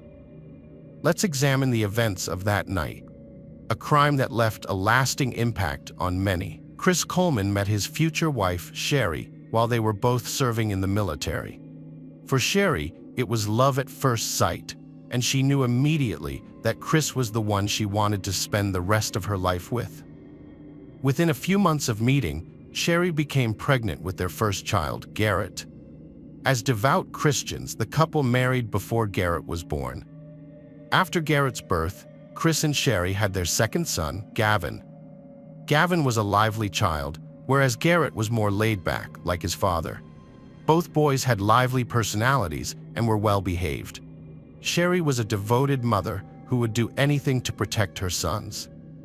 Chris was an excellent father, and the family enjoyed quality time together, laughing, playing, and cherishing every moment with their children. After leaving the military, the Colemans moved to Waterloo, Illinois, a small town, where they bought a house in an upscale neighborhood, courtesy of Chris's new job. Chris became the head of security for Joyce Meyer, a renowned TV evangelist and CEO of one of the world's largest Christian ministries. However, controversy arose due to Joyce's multi-million-dollar income and opulent lifestyle, which sparked criticism from some individuals.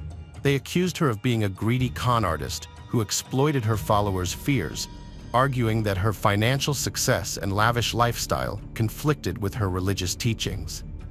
As Joyce's bodyguard and personal security guard, Chris was responsible for monitoring and protecting her from hate mail and letters sent to her church, which often contained threats against her life, with people expressing their intentions to harm her. Chris earned a substantial salary of $100,000 per year working for Joyce's ministry in St. Louis, Missouri, providing financial stability for his family. As part of his job as a bodyguard, Chris frequently accompanied Joyce on international trips, ensuring his safety while abroad. However, this arrangement meant Chris was away from home for extended periods, affecting his family life. One year, Chris was gone for 260 days, which took a toll on his family, especially his sons, Garrett and Gavin. The boys missed their father and would mark off each day on a calendar, eagerly waiting for his return. However, shortly after Chris came home, he would have to leave again, causing tension in his marriage to Sherry. Sherry felt overwhelmed, shouldering the responsibilities of both parents and underappreciated for managing the household alone. The constant cycle of Chris's absence strained their relationship. In October 2008, Chris visited Tampa, Florida, where his friend Sherry had gone to high school. Sherry got in touch with her old friend Tara Lintz and asked her to look out for Chris while he was in town. After settling in, Chris contacted Tara and they agreed to meet up. Tara kindly showed Chris around the city. On November 14, 2008, at around 11 p.m., Chris received a disturbing email. The sender's email address was destroychris@gmail.com, and the subject line and content terrified him. The email warned Chris to stop working for Joyce Meyer, otherwise he or his family would be killed. Over the next few hours, more threatening emails arrived at the ministry from the same sender, repeating the threat and specifying a time and date when the attack on his family might happen. The sender seemed to know Chris's schedule and was aware that he would soon be traveling out of the country. Chris told Sherry about the threatening emails he'd been getting, and on the following Monday, he went to the local police station to report them. He explained that he'd been away from home a lot lately because he'd been traveling with Joyce Meyer Ministries. The police offered to increase their patrols around the house when Chris was away. But even with the extra police presence, Sherry was still afraid for her family's safety. Sherry was so scared that she once asked a friend to stay with her because she didn't feel safe staying alone in the house when Chris was away. She made it clear that she would do whatever it took to keep her family safe. To prove how serious she was, Sherry showed her friend that she had a gun and demonstrated how to hold it, just in case someone broke into the house while Chris was away and she wasn't there. 2 months after the death threats started, a mysterious hand-delivered letter arrived in the Colemans' mailbox. The letter was written in bold letters and was very demanding. It said, "Deny your God publicly or else. No more opportunities. Time is running out for you and your family." This threat was very ominous and specific, stating that if the Colemans didn't do what the writer wanted, they would face severe consequences. Sherry was deeply shaken by the disturbing message. The fact that someone had invaded her private space and threatened her and her family made her feel genuinely terrified throughout the ordeal. Sherry's fear grew more intense by the day. The letter she received was a constant reminder of the potential danger that lurked in the shadows, waiting to pounce. After getting a death threat in the mail, Sherry and her husband Chris decided to take extra measures to protect their family. As part of their safety plan, Chris installed surveillance cameras around their home. These cameras recorded the surroundings and sent the footage to a screen in their basement office. The footage was also saved on a digital video recorder, allowing Chris to keep a permanent record of any incidents. He hoped the cameras would help him identify the person behind the threats against their family. After the cameras were installed, the threats against the Colemans stopped. Life returned to normal for Chris, Sherry, and their sons, Garrett and Gavin. For a while, everything seemed fine. In April 2009, Sherry confided in others that she was feeling more optimistic about her marriage and was determined to make it work. She was relieved the death threats had stopped and felt a sense of happiness. However, Sherry's optimism was short-lived. A second ominous letter arrived at the Coleman home, warning her that her worst fears were about to become a reality. Chris, her husband, was unsettled by the letter's contents and decided to review the previous night's footage from their security camera. What he saw shocked him. A mysterious silhouette caught his attention, but its identity remained unclear. This new discovery reignited Sherry's fear for her own and her children's safety, plunging her back into a state of constant unease. The brief sense of security she had felt was now gone, replaced by the feeling that her worst nightmare was closing in. The local police boosted their efforts due to the rising threats against the Coleman family. A neighbor, Detective Sergeant Justin Barlow from the Columbia Police Department, took a keen interest in the case. Detective Barlow personally called Chris to discuss the situation. During their conversation, Detective Barlow mentioned that he had noticed Chris's recent work absences from home. He offered help, providing his cell phone number in case Chris needed anything or had concerns.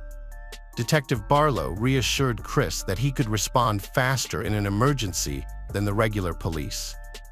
Detective Justin Barlow lived across the street from the Coleman family, so he set up video cameras to monitor their driveway over several weeks. Although the cameras captured footage of the Colemans going about their daily routines, they did not capture the person responsible for leaving the death threats. Despite his efforts, the videos did not provide any clues or information about the identity of the person behind the threatening messages. On May 5, 2009, Chris went to the gym at 5:45 a.m. After leaving his house around 5:30 a.m., he called his home phone at 6:45 a.m. to check if his wife Sherry and their sons were up and getting ready for school. When no one answered, Chris became worried and called his neighbor, Detective Justin Barlow, at 6:45 a.m. to ask for his help. Chris explained to Detective Barlow that he had been trying to reach Sherry while he was at the gym, but she wasn't picking up. This made Chris increasingly concerned, so he asked Detective Barlow to check on Sherry and the boys. Detective Barlow prepared himself by grabbing his essential items, including his weapon, handcuffs, flashlight, and radio, before heading to the Coleman residence. While waiting for backup to arrive, his main goal was to make contact with Sherry and ensure everything was okay. With a mix of anticipation and apprehension, Detective Barlow approached the door and knocked firmly, hoping to get a response. However, the silence that followed made him feel uneasy. The lights inside the house were off, and there was no sign of movement, which only added to his bad feeling. Within minutes of Detective Justin Barlow's arrival at the Coleman home, a patrol vehicle pulled up with an additional officer to assist him. The second officer was sent to the rear of the house to try to see through a door or window or establish contact with Sherry or the boys at the back of the house. But as soon as the officer reached the back, he found signs of forced entry into the basement. This discovery immediately grabbed Detective Barlow's attention, and he began to suspect that someone inside the house was in danger. Detective Barlow was deeply concerned for the safety of Sherry, Garrett, and Gavin after discovering the signs of forced entry into the Coleman home. Detective Barlow and the second officer decided to enter the premises through the basement. They announced their presence, but received no response. As they thoroughly searched the basement, they found a disconnected video cable at the computer desk. This led them to conclude that the camera's digital video recorder had been taken. Detective Justin Barlow and another officer made their way up from the basement of the Coleman home, ascending the stairs to the main level. As they climbed, they noticed an increasingly strong smell of aerosol spray paint. Once they reached the top, they saw that the wall had been spray painted with derogatory messages targeting Chris, Sherry, and their sons. 13 minutes after Chris phoned Detective Justin Barlow, Chris returned home from the gym. The detective told him to wait outside while they searched the house. Chris complied, sitting quietly on the porch without asking questions or trying to enter. Meanwhile, a third officer arrived at the Coleman residence. The three officers knew they had to search the rest of the house for Sherry and her sons. As they went upstairs, they found more hate-filled messages spray-painted on the walls when they reached the second story of the Coleman home. Detective Justin Barlow entered Garrett's bedroom, the oldest son's room, and initially thought he was asleep. But when he got closer, the detective realized Garrett was dead. There were no signs of life, and his body was cold to the touch. Ligature marks around his neck indicated the young boy had been murdered by strangulation. The discovery of Garrett's lifeless body shocked Detective Barlow. In the next room, the second officer found Gavin, but to his horror, the boy was also dead, just like his brother. Gavin also had ligature marks around his neck, indicating he had been strangled. The killer had even spray-painted an obscene message on the bed sheets, making the scene even more horrific. The third officer entered the master bedroom, where he was met with a deeply disturbing scene. Sherry, like her sons, was lying lifeless across the bed, her hair scattered over her face, hiding her features. It was obvious to the officer that Sherry had been brutally murdered. As he surveyed the room, he noticed multiple bruises on Sherry's body, suggesting that she had fiercely resisted her attacker, fighting to defend herself and her sons. After Detective Justin Barlow and the officers discovered the lifeless bodies of Sherry, Garrett, and Gavin, Chris entered the house, having waited outside for news about his family. Unaware of the gravity of the situation, Chris announced his presence. Detective Barlow then had the heartbreaking task of informing Chris that his entire family had been murdered. This devastating news crushed Chris, leaving him reeling. To give Chris some privacy to process the information, Detective Barlow accompanied him outside. However, as the reality of the situation set in, Chris's reaction was overwhelming. He became nauseous, and his body seemed to weaken. Overcome with grief, Chris curled up in a fetal position, unable to contain the torrent of emotions. The shock of the tragedy was too much for him to absorb. Chris couldn't comprehend the brutal way his family had been taken from him. In desperation, Chris reached out to his father, Ronald, and informed him that something had happened to Sherry and the boys. Ronald immediately realized Chris was in shock upon receiving the news. Ronald was equally stunned, unable to believe that this tragedy had befallen his family. News of the shocking murders of Sherry, Garrett, and Gavin Coleman spread swiftly throughout Waterloo, Illinois, where the family lived. As the community awoke to the grim news, neighbors were left devastated and terrified. The Coleman family had always been perceived as the epitome of a perfect American family, with their charming sons, Garrett and Gavin, admired by everyone. In fact, one neighbor went so far as to say that everyone would want their children to be like Garrett and Gavin, who were always polite, helpful, and kind-hearted. For Sherry's brother and mother, the harsh reality of the brutal crime was impossible to accept. Chris Coleman, the husband and father, was taken to a nearby police station for questioning after his wife and 2 sons were discovered murdered. During the interrogation, Detective Justin Barlow asked Chris if he could shed any light on the killings. Chris expressed deep regret for leaving to go to the gym, leaving Sherry and the boys alone in the home. When Detective Barlow asked Chris if he had any idea who could have committed the murders, Chris claimed he had no idea. However, several aspects of Chris's behavior during the interview raised suspicions with the detective. One of the detective's initial concerns was Chris's lack of curiosity about the circumstances surrounding his wife and son's murder. Given the gravity of the situation, it seemed odd that Chris didn't ask questions about their deaths. Instead, he appeared uninterested in finding out the details. Additionally, the detective noticed that Chris tried to conceal scratches on his arms during the interview. He asked for a blanket, despite the warm room temperature, to hide the injuries. These scratches raised suspicions as the detective knew that Sherry, Chris's wife, had fought for her life.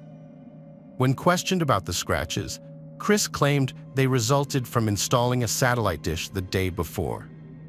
During the police interview, Chris denied having an affair outside of his marriage.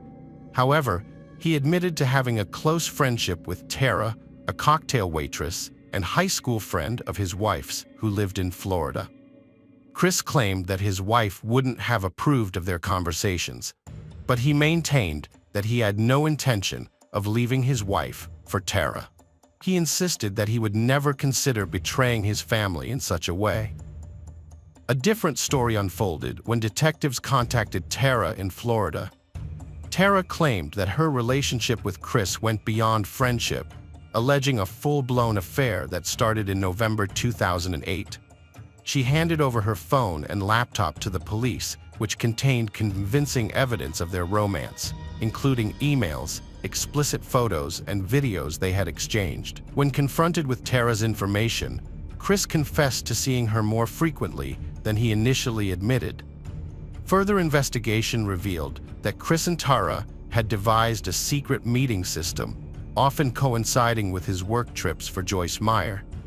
They would secretly meet at these locations, sometimes traveling to exotic destinations like Hawaii to spend time together away from their families. Chris claimed his relationship with Tara wasn't an affair, defining an affair as involving a deeper level of commitment and involvement than they had. However, detectives found contradictory evidence on Tara's phone and computer, including a calendar marked with a wedding to Chris and scheduled vacations, suggesting she believed he would leave his family for her. This evidence raised suspicions, contradicting Chris's assertion that their relationship was casual. Chris's father, Ronald, was shocked by the revelation, but insisted that the affair had no connection to the murders of Chris's wife and son. He described Chris as gentle and non-violent, emphasizing that he showed no signs of aggression. Detectives suspected Chris's affair with Tara was a strong motive for the murders, but their initial investigation found insufficient evidence to press charges. After 6 hours of questioning, Chris was released without charges. Tara was identified as a person of interest in the murders of Sherry Garrett and Gavin. However, detectives cleared her as a suspect after determining she was in Florida on the morning of May 5, 2009, when the family was killed. The Coleman family murders led to one of the largest murder investigations in Illinois history. A task force of 25 detectives was formed to catch the killer. For 15 consecutive days, they worked 20-hour shifts, bringing in experts to assist with the case. A key focus of the task force was tracing the source of the hate-filled emails sent to Chris Coleman. Every threatening email received by Joyce Meyer Ministries in the past year was carefully analyzed, leading the team to locations across the country. Each person who emailed Joyce Meyer was tracked down and interviewed, but none of the individuals who sent those threats seemed to be responsible for the Coleman family's murder. A computer forensic team was called in to investigate the murders of Sherry, Garrett, and Gavin. The detectives wanted to find any digital clues related to the crime, so they began by analyzing the email account, diarist@gmail.com.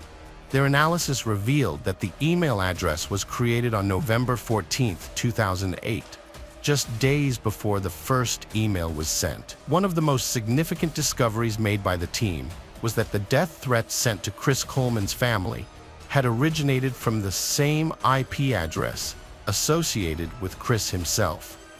The detectives continued their investigation into the Coleman family's murder by conducting a thorough examination of both the spray-painted messages found at the crime scene and Christopher Coleman's handwriting to gather evidence.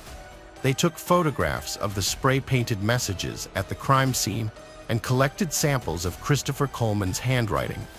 These samples were then sent to a handwriting expert for analysis. After comparing the two samples, the expert concluded that the handwriting matched the spray-painted messages. This finding led the detectives to conclude that Christopher Coleman was the one who wrote the messages on the walls of his home on the day of the murders.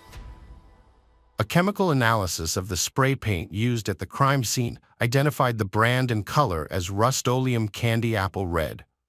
Investigators learned that Chris Coleman had bought this exact product at a local hardware store just days before his family was killed. One detective contacted the store manager, who confirmed the purchase and identified the specific product as Rust-Oleum Candy Apple Red spray paint. This crucial discovery linked Chris Coleman to the same type of spray paint found at the murder scene. During the investigation into the Coleman family's murder, the time of death became a crucial factor. Initially, Chris claimed to have left his home around 5:45 a.m. on May 5, 2009, the morning his family was killed. However, the medical examiner's report showed that Sherry, Garrett, and Gavin were killed around 3 a.m., indicating that Chris was at home when his family was murdered. 2 weeks after the bodies were discovered, Chris Coleman was arrested and charged with 3 counts of first-degree murder. The prosecution's argument was that the murders were motivated by greed, selfishness, and narcissism, and that Chris had decided to eliminate his family to start anew. In April 2011, Chris Coleman's trial began, with the state accusing him of murdering his wife, Sherry, and their 2 sons, Garrett and Gavin. The prosecution's case was that Chris had killed his family because he wanted to be with Tara Lynn, but couldn't divorce his wife due to the potential loss of his well-paying job with Joyce Meyer Ministries, which did not condone divorce. Conversely, Chris's defense attorney argued that Chris was innocent and that an intruder had entered the home on May 5, 2009, and committed the murders. Exactly 2 years after the devastating murders of Sherry, Garrett, and Gavin, Chris Coleman was finally found guilty of the heinous crime. Although eligible for the death penalty, the judge instead sentenced Chris to life imprisonment without parole. This verdict was influenced by the state of Illinois' recent repeal of the death penalty, which was set to take effect just months after the tragic incident. Sherry's loved ones and friends were resolute in keeping her, Garrett, and Gavin's memories alive and sought to do something meaningful to honor them. They decided to raise funds for victims of domestic violence, a cause that deeply resonated with them. Welcome to our channel. Today we're going to take a look at another horrible case with you, the case of Angela Craig. The Craig family, who lived in a $1 million home in the Denver suburbs, seemed like an average family with 6 kids, despite their financial struggles. However, their life took a dark turn on March 6, 2023, due to a protein shake. Angela Craig, a loving mother of 6, died suddenly on March 18, 2023, leaving her family in shock. Her husband James Craig's web of lies soon unraveled, revealing a sinister plot he had conceived to murder her. As the investigation progressed, the Craig family was appalled to discover one disturbing revelation after another, turning their seemingly normal life into a living nightmare. Angela Craig was pronounced brain dead at 4:29 p.m., but the reason behind her sudden death remained a mystery. Despite being perfectly healthy beforehand, her condition rapidly deteriorated, leaving doctors baffled. Her organs began shutting down, and it was unclear how someone who was formerly healthy and active, even taking trips to visit family members, could decline so quickly. Aurora, a charming eastern suburb of Denver, Colorado, is renowned for its outdoor activities, excellent schools, and pleasant atmosphere.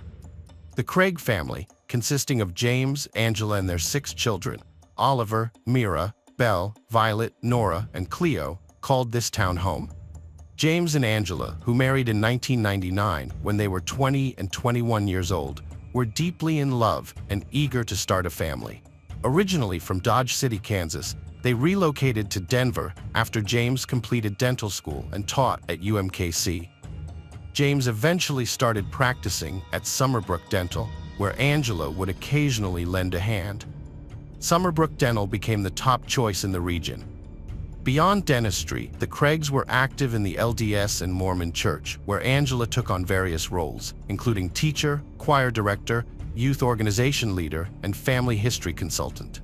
Her favorite role was as a family history consultant, helping families uncover their history and perform temple ordinances on their behalf.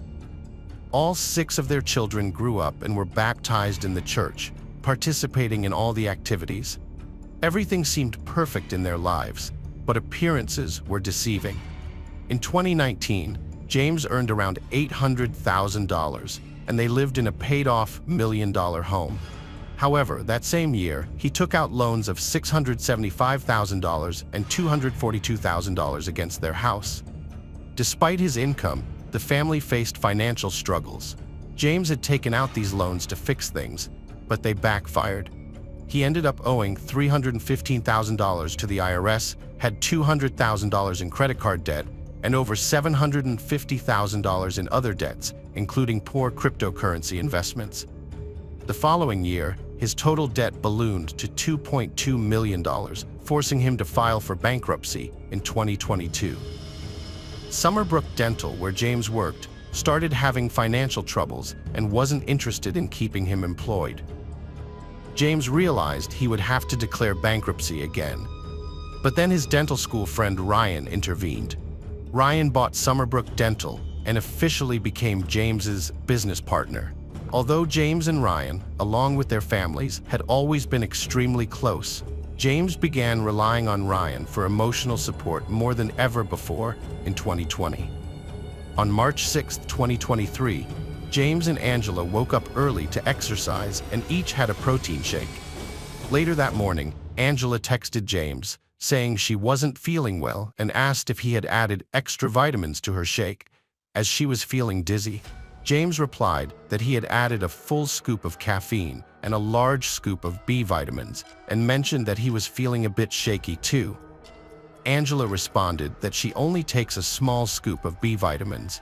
As they continued to talk, Angela told James she felt as if she had been drugged. James replied that, given their history, he knew that must be triggering and clarified that he didn't drug her.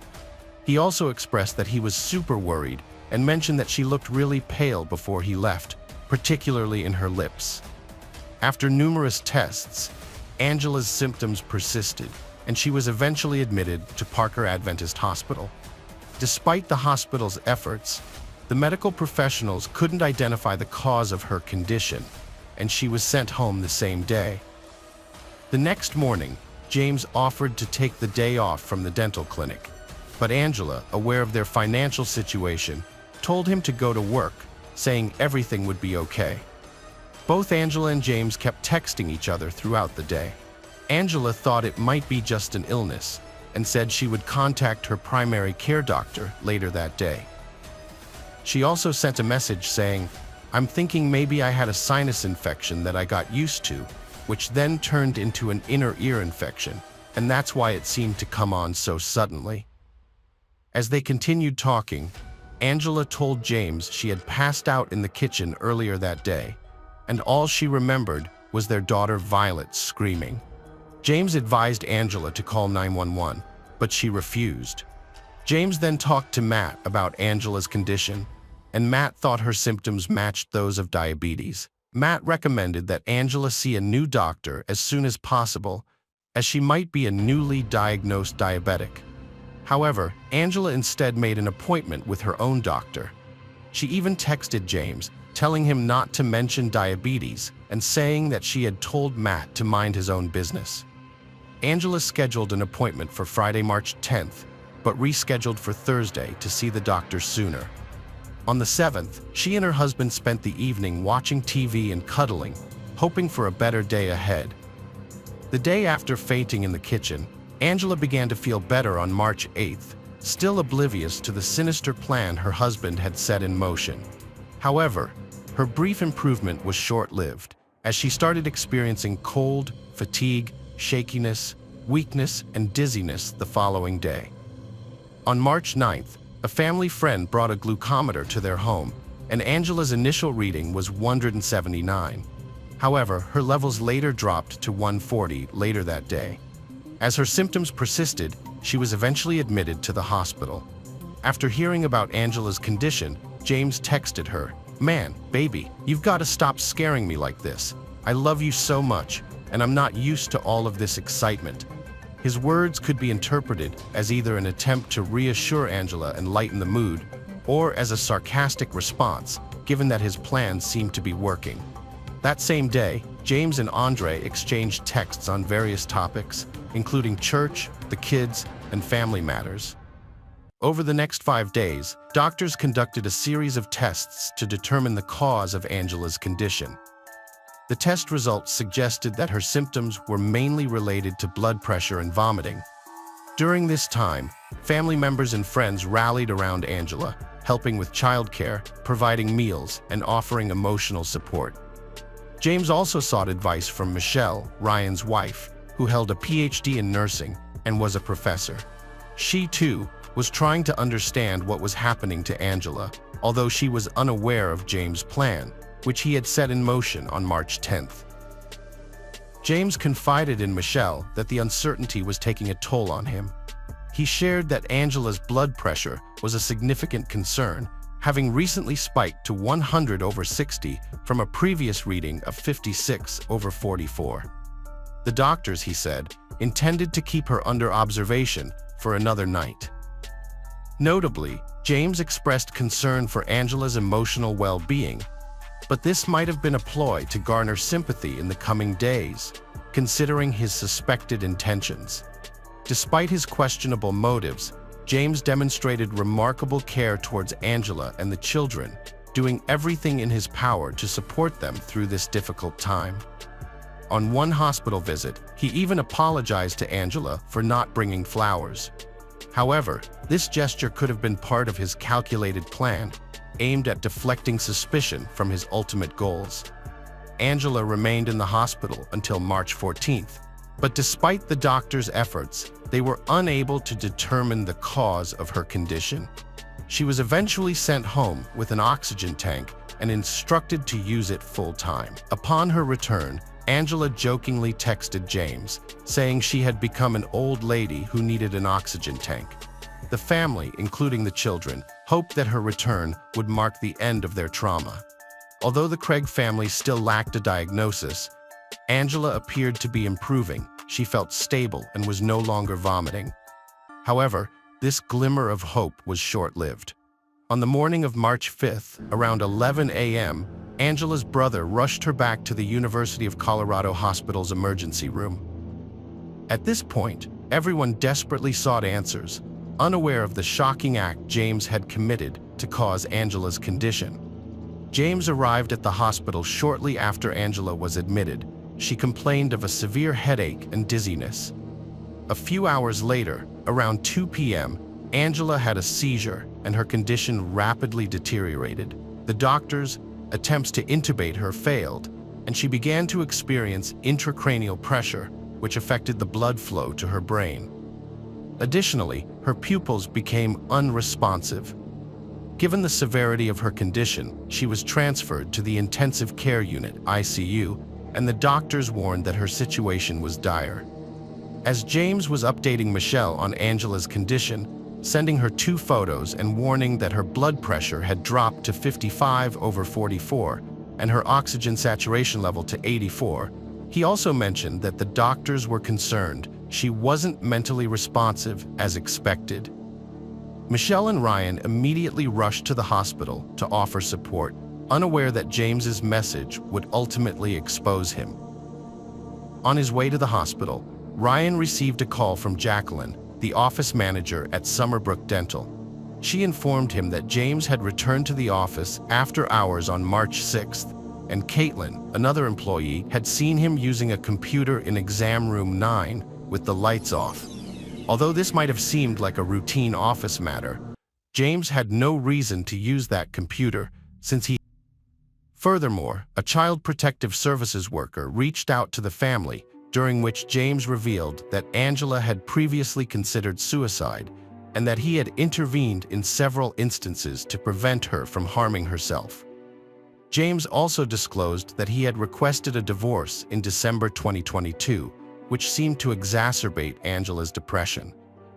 Notably, James mentioned that Angela had overdosed on opioids, information that the caseworker was obligated to report, and speculated that her toxicology reports would reveal unusual findings. However, when questioned separately, James's children did not corroborate these claims. The eldest child, aged 20, would likely have been aware of Angela's struggles with depression and suicide attempts, yet James never sought medical or psychiatric help for her. James sent a message to Ryan expressing his disappointment that Ryan had involved the authorities. James suggested that if Ryan truly cared about him, he wouldn't have spoken to the police unless absolutely necessary. The message read, "I understand why you made that choice, but if you had approached me personally, we could have had an honest conversation. I might have shared some details that would have prevented this whole ordeal. Instead, you prioritized others' opinions and gossip over our relationship, which makes me extremely angry." The police also found text message conversations between James and his partner, Angela. In one conversation, James asked Angela not to discuss their issues with her sister. This conversation took place on March 1st, while Angela was visiting Utah. After contacting Angela's sister, Toni, the police discovered that James had drugged Angela 5 or 6 years prior. According to James, he did this to prevent Angela from intervening, as he intended to give himself a fatal injection. However, no evidence was found to suggest that James had actually attempted suicide. The police subsequently interviewed the office manager at Summerbrook Dental, who relayed the story about Exam Room 9 and the personal package. The authorities then examined the computer in Exam Room 9, reviewing its search history and hard drive. On the computer, they found a Gmail account linked to James, which revealed disturbing search queries. These included, how many grams of pure arsenic are needed to kill a human? Is arsenic detectable in an autopsy? And poisons that are undetectable and show no signs of foul play. Further investigation revealed that the same Gmail account was used to purchase arsenic metal from Amazon and potassium cyanide from Sigma, specifically the product labeled 2007-81-0225G. In addition to other evidence, the police discovered records of personal communications between James and an orthodontist he had met at a conference. The two had started dating and discussed their own experiences with lengthy divorces. The woman, who cooperated with the police investigation, also flew to Colorado twice. She stated that their relationship was not serious and that she would not have dated James if she had known he was still married and living with his wife. Experts believe that the protein shakes Angela consumed were poisoned and that she was given small doses before receiving a fatal one. As of now, James has not entered a plea and has been assigned a public defender. His trial is scheduled to begin on August 8, 2024. One possible motive for the murder could be financial gain, as James is $2.2 million in debt and was the beneficiary of 3 life insurance policies held by Angela. Whether the motive was indeed money or an extramarital affair remains to be determined during our channel. Today we're going to take a look at another horrible case with you, the case of Elizabeth Smart. On June 5, 2002, 14-year-old Elizabeth Smart was asleep in her bedroom in the affluent town of Federal Heights, Salt Lake City, Utah, sharing the room with her sister Mary Catherine. As the night wore on, their peaceful slumber was shattered.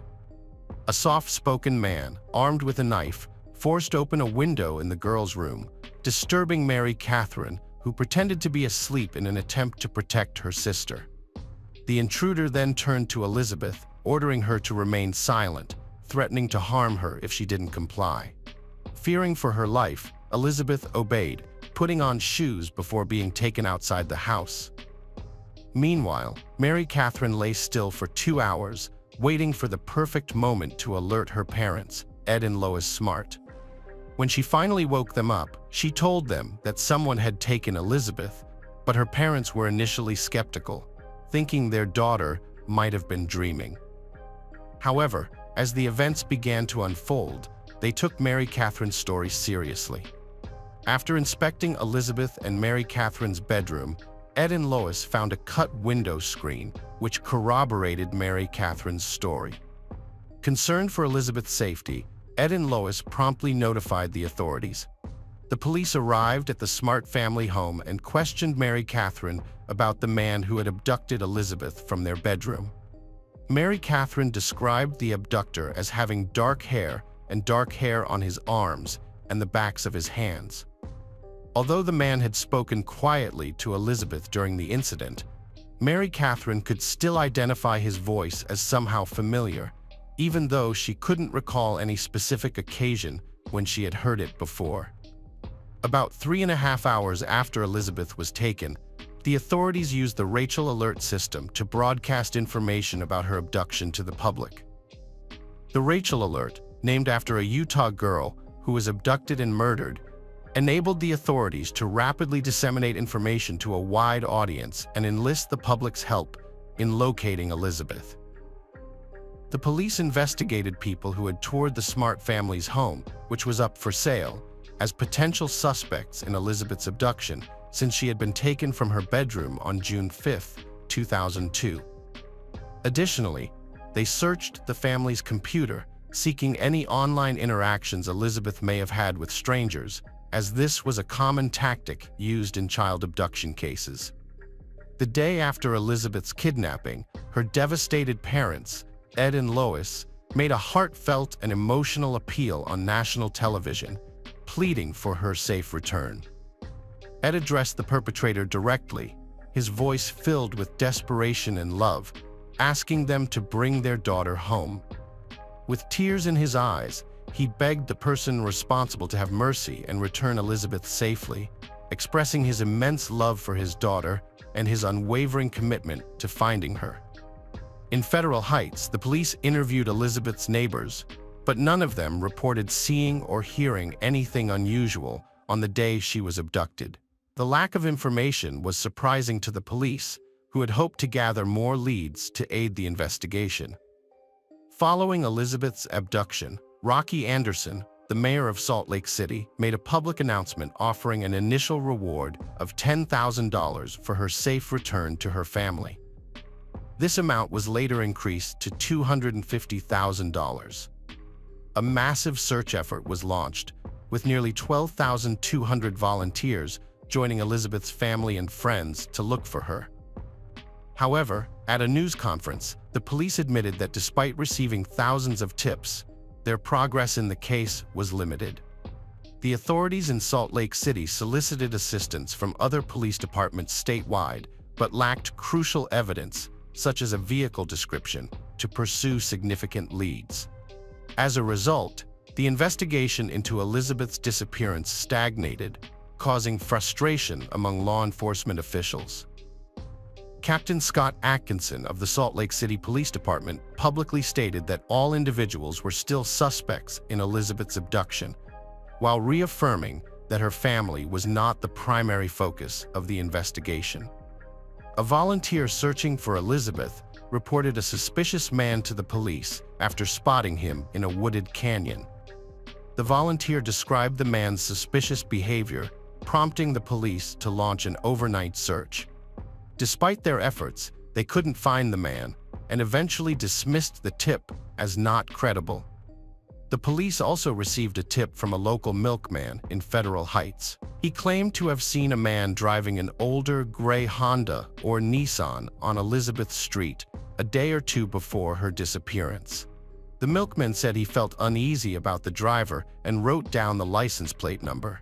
However, when the police checked their database for the license plate number, they couldn't find any relevant information or leads, so they dismissed the tip as not viable. The police officers investigating Elizabeth Smart's abduction faced a significant challenge due to the large number of people who gathered at the Smart residence in the hours immediately following her abduction. When the police arrived at the scene around 4 a.m., they found the home already crowded with people, which compromised the integrity of any potential evidence. As the search for Elizabeth Smart continued, the police questioned a man who had interacted with her at a social event prior to her abduction. However, they soon cleared him of any suspicion and determined he had no involvement in her disappearance. The search efforts intensified, with over 20 volunteer pilots flying their private planes over the Salt Lake area, but unfortunately, these efforts yielded no results. Tracking dogs picked up a scent in Red Boot Canyon, several miles from Elizabeth's home, but police searched the area and found nothing. The search for Elizabeth had taken a toll on her father, Ed Smart, who was on the verge of exhaustion. He collapsed from the strain and was taken to the hospital, but was released a few hours later and continued searching for his daughter. Ed and his wife, Lois, were utterly exhausted, unable to sleep, and barely holding on. In a media interview, Ed expressed his frustration and determination to find Elizabeth, stating that they were holding on to hope that their daughter was alive and would soon return home to them. Despite their exhaustion, Ed and Lois Smart remained hopeful that Elizabeth would come back to them. Elizabeth's mother, Lois Smart, publicly declared her love and devotion to her daughter through a heartfelt statement to the media, saying, "Elizabeth, if you can hear us, we love you." Her loved ones gathered for a candlelight vigil, praying for her safe return home. Following Elizabeth's abduction, the police asked her father, Ed, to take a polygraph test, which he willingly agreed to, demonstrating his family's cooperation in aiding the authorities to locate their daughter. The investigation subsequently ruled out the possibility that Elizabeth had staged her own disappearance and confirmed that she did not run away. Police got a tip about Brett Michael Edmonds, who was sighted in Federal Heights around Elizabeth's abduction time. They looked for him, but couldn't find him. He'd moved to New Mexico and Texas. After a chase, they caught a guy who looked like him, but it wasn't him. The police eventually located Brett Michael Edmonds in West Virginia, where he had been hospitalized due to an overdose and liver failure. Although his health was critical, and there were fears he might not survive, his condition stabilized enough to allow authorities to question him about Elizabeth's abduction. In a fortunate turn of events, Brett was conscious, alert, and able to speak, enabling the police and FBI agents to interview him. During the interview, Brett fully cooperated with the authorities, who ultimately concluded that he was not involved in Elizabeth's abduction. After Brett Michael Edmonds was cleared as a suspect in Elizabeth's abduction, police turned their attention to 48-year-old Richard Albert Ritchie. Elizabeth's father, Ed Smart, informed police that he had employed Richard at his home for 2 months the previous year. Ed said that since Richard didn't own a vehicle, they made a deal. Ed would give Richard his 1990 Jeep Cherokee in exchange for his labor. However, Ed was unaware that Richard Ritchie was a career criminal, and he later stated that if he had known about Richard's background, he wouldn't have hired him. Richard Ritchie's criminal history dates back to 1973, when he was convicted of second-degree felony burglary, marking the start of a string of offenses over several decades. In 1981, he was convicted of burglary for a separate incident. His most serious crime occurred in 1983, when he was sent to prison for aggravated robbery and attempted murder after wounding a police officer during a gunfire exchange with authorities during a drugstore robbery. Additionally, Richard Ritchie was convicted of theft in 1996 for stealing approximately $2,500 worth of food from a food pantry in Richfield. Corrections records show that Richard Ritchie was paroled in September 2000. In a media interview, Ed Smart expressed doubts about Richard Ritchie's involvement in his daughter Elizabeth's abduction. Despite Ritchie's criminal history, Ed initially thought him a capable worker. On June 14, 2002, Richard Ritchie was arrested for a parole violation. The police could not confirm his whereabouts on the day Elizabeth was abducted. Richard Ritchie denied any involvement through his attorney and stated that the police had thoroughly searched his home, including digging up his garden. Despite this, no evidence related to Elizabeth's abduction was found. Ritchie claimed he fully cooperated with the police, providing blood samples for DNA comparison and sitting through 26 hours of interviews. He also handed over his vehicle for investigation.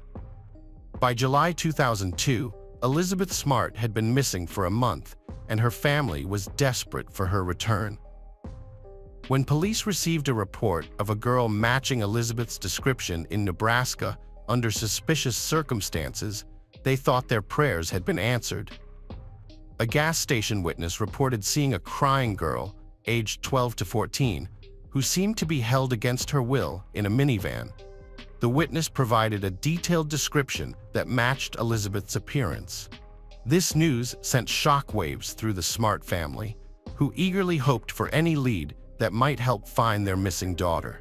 However, a thorough police investigation revealed that the report was unrelated to Elizabeth's abduction. Despite a thorough search, police found no evidence linking the sighting to Elizabeth's case. This disappointment left the Smart family struggling with mixed emotions as they continued to hope for Elizabeth's safe return while acknowledging the possibility of false leads. Undeterred, the Smart family remained determined to find Elizabeth, maintaining a cautious optimism. They refused to rule out the possibility that the girl at the gas station was Elizabeth, but stated that they needed to keep an open mind. The family spokesperson clarified that while they weren't necessarily holding out hope that it was Elizabeth, they would be overjoyed if it were. Richard Ritchie, the main suspect in Elizabeth's disappearance, was charged with theft and burglary in 2 separate incidents. One incident occurred on April 4, 2001, when he allegedly stole items from a house in the Federal Heights neighborhood, which is a second-degree felony and a Class A misdemeanor. The other incident happened on June 6, 2001, when he allegedly stole jewelry and a perfume bottle valued at approximately $3,500 from the Smart family home, which is a third-degree felony. Ritchie pleaded not guilty to these charges. The stolen items were not related to Elizabeth's kidnapping investigation. Salt Lake District Attorney David Yoakum announced the charges at a press conference, stating that Ritchie had denied the theft allegations and was subsequently fired from his job. In August 2002, the police investigation into Elizabeth Smart's abduction hit a major roadblock when Richard Ritchie, their best lead, died from a severe brainstem injury that caused bleeding. Ritchie's condition worsened rapidly, leaving him unable to communicate or breathe on his own. His family made the painful decision to take him off life support in a last-ditch effort to save his life. Although doctors operated to remove a blood clot from his brain and relieve pressure on his brainstem, the damage was too extensive and their efforts were in vain. Despite this setback, the authorities persisted in their search for Elizabeth Smart's abductor. However, Ritchie's death posed a significant obstacle to the investigation, undermining confidence in other leads and hindering progress in the case. In August 2002, a horrific crime was committed when an 11-year-old girl was taken from her bedroom and subjected to sexual assault and brutal beating. The severity of her injuries was appalling, with every bone in the middle of her face broken, as revealed by hospital doctors. She required surgery, but sadly, her condition remained critical after the attack. The police investigation led to the arrest of Javier Sickler, a close friend of the girl's father, who was charged with aggravated burglary, aggravated assault, and attempted murder. Javier Sickler claimed that he remembered knocking on the front door of the victim's home, but alleged that he lost consciousness afterward. Despite initial similarities with the Elizabeth Smart abduction case, the police established that Javier Sickler was not involved in her kidnapping. As the search for Elizabeth Smart dragged on, the police began to explore unconventional approaches. They consulted psychics, individuals claiming to possess extrasensory perception that could uncover clues about her location. One tip from these psychics suggested that Elizabeth might be buried in a crypt in the foothills above Salt Lake City.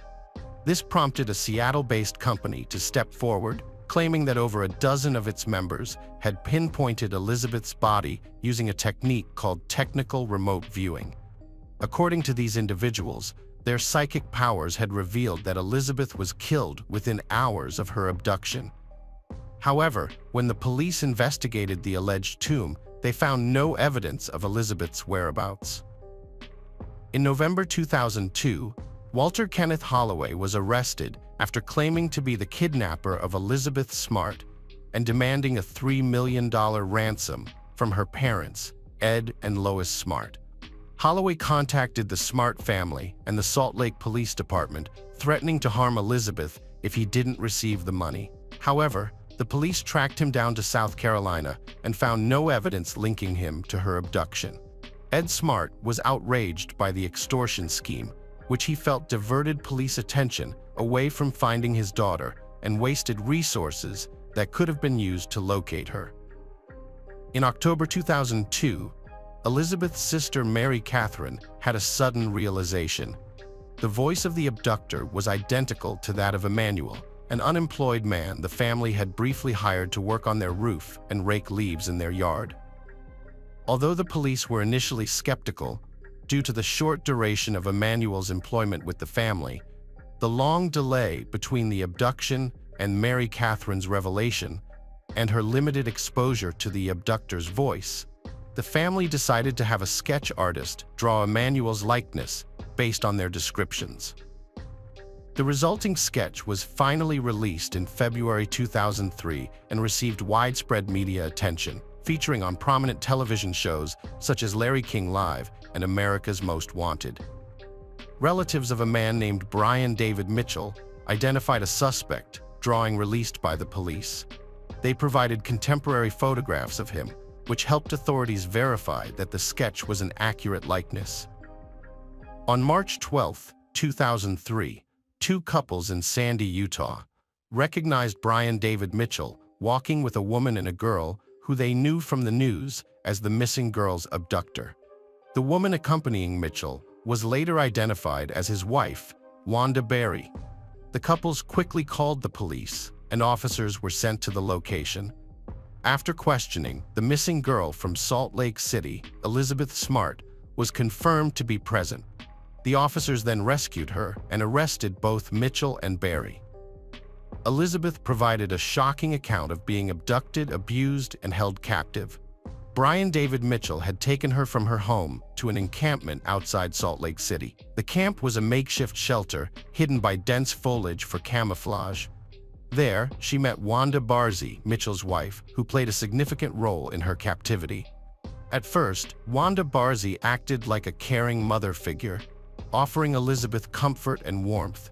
However, as the weeks passed, Barzee's behavior changed dramatically. She began controlling Elizabeth, forcing her to follow their strange religious beliefs. Barzee demanded that Elizabeth pray, read scriptures, and take part in religious rituals. Elizabeth faced a highly traumatic experience during her captivity when she was forced to marry Brian David Mitchell against her will. Wanda Barzee threatened her with physical harm if she refused to comply with their demands. The wedding ceremony, which Mitchell pretended was a symbol of eternal love, was actually a sham with no legal validity, serving only to reinforce Brian David Mitchell's control over Elizabeth. After forcing Elizabeth into marriage, Brian David Mitchell began assaulting her. He claimed he was a Davidic king, tasked by a higher power to kidnap virgins to fight the Antichrist, as a justification for his actions. During her captivity, Elizabeth suffered unimaginable abuse, including being chained to a tree with a metal cable that severely restricted her movement and prevented her from escaping. In addition to physical restraint, Elizabeth was also subjected to psychological manipulation. She was forced to take the new name Esther, inspired by the biblical figure, which symbolized the loss of her identity and the control exerted over her by Brian David Mitchell and Wanda Barzee. Elizabeth was repeatedly sexually assaulted by Brian David Mitchell, leaving her traumatized and fearful.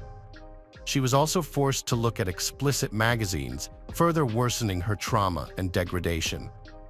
Throughout her ordeal, Elizabeth was constantly threatened with violence and even death, leaving her in a perpetual state of fear and anxiety. To weaken Elizabeth's resistance, Mitchell frequently forced her to consume alcohol and take drugs, exploiting these substances to break down her defenses and make her more susceptible to his control. The constant intoxication left her disoriented, vulnerable, and disconnected from reality, making it easier for her captors to commit their atrocities. Moreover, Elizabeth was subjected to starvation and fed scraps by her captors. After her rescue, Elizabeth described Wanda Barzee as the most evil woman she had ever encountered. Following years of legal proceedings, Wanda Barzee pleaded guilty to all charges related to Elizabeth's abduction and was sentenced to concurrent 15-year terms in state and federal prison in 2016. Her federal imprisonment was eventually terminated, and she was transferred from the Federal Medical Center Carswell in Fort Worth, Texas, to the Utah State Prison in Draper, Utah, to begin serving her state prison sentence. Elizabeth Smart spoke out against the release of Wanda Barzee in September 2018, despite which Barzee was still set free. At the time, Smart, an advocate for child safety, expressed concern that Barzee still posed a threat to others, citing her lack of remorse and signs of rehabilitation. The controversy surrounding Barzee's release drew media attention and highlighted ongoing concerns about the parole of convicted criminals. After years of legal battles, Brian David Mitchell was sentenced to life imprisonment for kidnapping Elizabeth Smart. During the hearing, Elizabeth addressed her kidnapper directly, delivering a powerful and emotional statement. She described the pain and trauma he had inflicted, telling him that the 9 months in captivity had taken an irreplaceable part of her life. Despite this, Elizabeth showed remarkable resilience and determination, vowing to lead a good life despite the darkness he had brought into her life. Her words reflected her strength and determination to overcome her challenges. Friends, welcome to our channel. Today we're going to take a look at another horrible case with you, the case of Jamie Melgar. Sandra Melgar often lies in her small prison cell, reflecting on the unexpected turns her life has taken. She never thought she'd become a widow and a suspect in her husband's murder. It's unbelievable that a year and a half after his death, a grand jury indicted her, and nearly 5 years later, a jury convicted her based on circumstantial evidence alone, with no clear motive or physical proof linking her to the crime. At 59, every day since her husband's passing has been a living nightmare. In a recent interview, Sandra said that she still catches herself thinking she'll go back home. Her blue eyes were red and puffy as tears streamed down her pale cheeks. She mentioned wanting to tell him things, forgetting he's gone. It doesn't feel like he's really gone. It's like he's temporarily away or on a trip. She added that she tries not to dwell on it, before pausing tearfully. Sandra has been incarcerated at the William P. Hobby Unit, a women's prison in rural Texas, for the past 10 months. Despite her circumstances, she has managed to stay connected with her friends and family, many of whom remain convinced of her innocence. She regularly talks to her daughter, Elizabeth Liz Melgar Rose, although the noisy prison atmosphere and her soft voice often make their conversations difficult. Sandra also keeps in touch with her friends through letters, and they update her on her Pomeranian, Lola, who was present at her house on the night of the incident.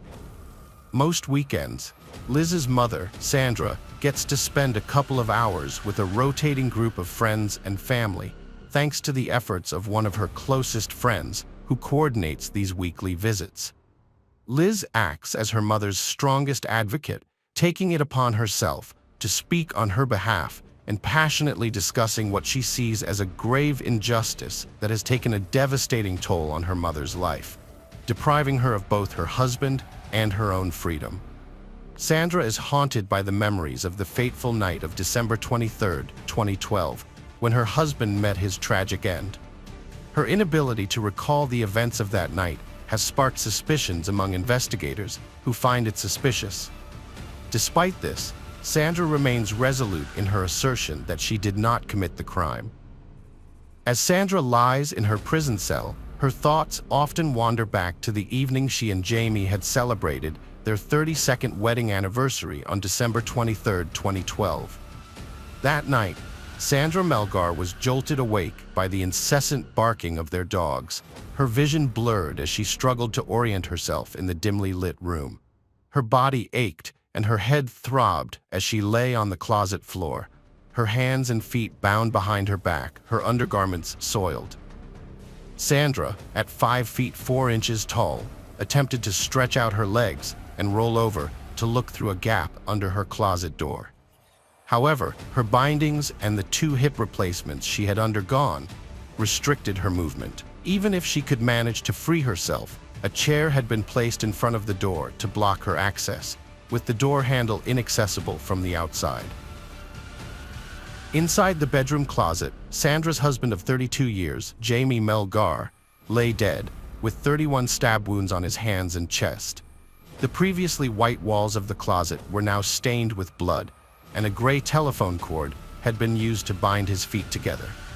A medical examiner's report confirmed that Jamie's injuries were all defensive wounds, indicating that he had fought back against his attacker rather than trying to escape. A particularly vicious blow had almost severed his right thumb, which likely caused the extensive blood spatter found in the closet and bedroom. The bedroom was in disarray, with dresser drawers open and contents scattered everywhere. Clothes, books, and pill bottles littered the floor. Sandra's black purse and red wallet had been rummaged through, and their contents were spread out on the blood-stained white comforter. A small white medic stool at the foot of the bed had bloodstains on it, suggesting it had been used as a makeshift surface for the attacker's knife. The back of a nearby wooden chair was also stained with blood. In the jacuzzi bathtub, where Sandra and Jamie had celebrated their 32nd wedding anniversary the night before, several items bore witness to the tragic events. These included a white blouse, a green towel, and a silver chef knife with a 6-inch blade, all stained with blood droplets. The police later identified this knife as the murder weapon, which had been used just hours before the horrific events unfolded. Sandra and Jamie had been celebrating their 32 years of marriage with a romantic dinner at their favorite Mexican restaurant. They had planned to continue their celebration in a relaxing way, with a jacuzzi session accompanied by candles, cocktails, strawberries, and whipped cream. Even after more than 3 decades together, their love for each other remained strong, as Sandra would later tell the authorities. The couple's journey began during their senior year at Lamar High School. Jamie, with his unruly black hair and a somewhat awkward teenage mustache, was immediately drawn to the 17-year-old Sandra, who had blue eyes and blonde hair and sat in front of him in class. At first, Sandra resisted Jamie's advances for weeks, but she eventually agreed to join him and a group of friends for ice skating. Unbeknownst to her, Jamie had orchestrated the whole event, and when she arrived, only Jamie and his best friend were there. The others had mysteriously disappeared. Jamie's charming nature, humor, and penchant for corny jokes eventually won Sandra over. She admired his intelligence, thoughtfulness, and sense of humor, while Jamie appreciated her intelligence, down-to-earth personality, and lack of pretentiousness. They soon became inseparable, and in 1980, 2 years after graduating from high school, they got married in a courthouse ceremony in downtown Houston. On the anniversary of their union, Sandra and Jamie spent a romantic evening in their jacuzzi, reminiscing about their shared history and dreaming of their future together. They discussed selling their home to embark on a world tour, visiting iconic destinations like the Grand Canyon and Ireland, and witnessing the breathtaking Northern Lights. With Jamie's retirement as a computer programmer with the Houston Independent School District just 5 months away, they envisioned buying a beachfront property where they could settle down after their travels. As they chatted, they took turns giving each other massages, culminating in a romantic moment of intimacy. After 2 blissful hours in the jacuzzi, their peaceful evening was abruptly interrupted by their dogs barking. Jamie got out of the jacuzzi, wrapped a towel around himself, and put on Sandra's slippers to attend to the dogs. Little did Sandra know that this would be the last time she would see her husband alive. When Sandra woke up approximately 15 hours later, she was horrified to find herself bound and gagged in her closet, her hands and feet tied, her body sore, and her undergarments soiled. Jamie was nowhere to be found, and the frantic barking of their dogs was now accompanied by unfamiliar voices inside her home. Sandra screamed out in desperation. Herman Melgar stood outside his brother Jaime's house, confused, just after 4:30 p.m. His brother had invited him and his family for dinner, but now, despite ringing the doorbell and calling, there was no response from Jaime or his wife Sandra. What struck Herman as unusual was that Jamie's black truck was parked in the driveway and Sandra's silver car was inside the open garage. He told his family to wait by the front door while he took a look around the backyard, glancing over the fence. Noticing the plastic tarp hanging from the pergola on the back porch, Herman remembered that Jamie had been working on various home improvement projects. Returning to the front yard, Herman decided to check the laundry room door inside the garage. To his surprise, the door was unlocked, so he entered the house. As he stepped inside, Herman was met with an unsettling atmosphere. The house was dimly lit, gray and stuffy, with all the blinds drawn shut. The dogs were barking and jumping around, which added to the eerie feeling that Herman's daughter Marissa would later describe as unsettling. It was at that moment that they heard muffled screams. Herman rushed to the back of the house and found a large chair propped against the bathroom closet door. Inside the closet, Sandra lay on the floor, wearing a black satin nightgown, desperately screaming for help. Herman and his wife Maria struggled to remove the tightly bound restraints from Sandra's arms and legs. Herman got a pair of scissors from the bathroom to help free her. Meanwhile, Sandra kept asking about Jamie's whereabouts. She had visible bruises on her arms, including a dark one on her left bicep. After they finally freed her, Sandra rushed into the bedroom and found Jamie's lifeless body protruding from the closet. She checked for a pulse, but it was clear from his cold, pale, and naked body that he had passed away. Sandra covered Jamie's body with a blue jacket, and Maria escorted her back to the bathroom.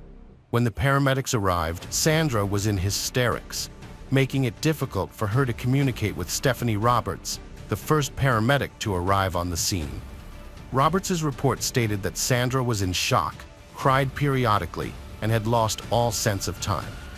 Her last memory was of around 1 a.m. that morning, unaware that 15 hours had passed and it was now evening.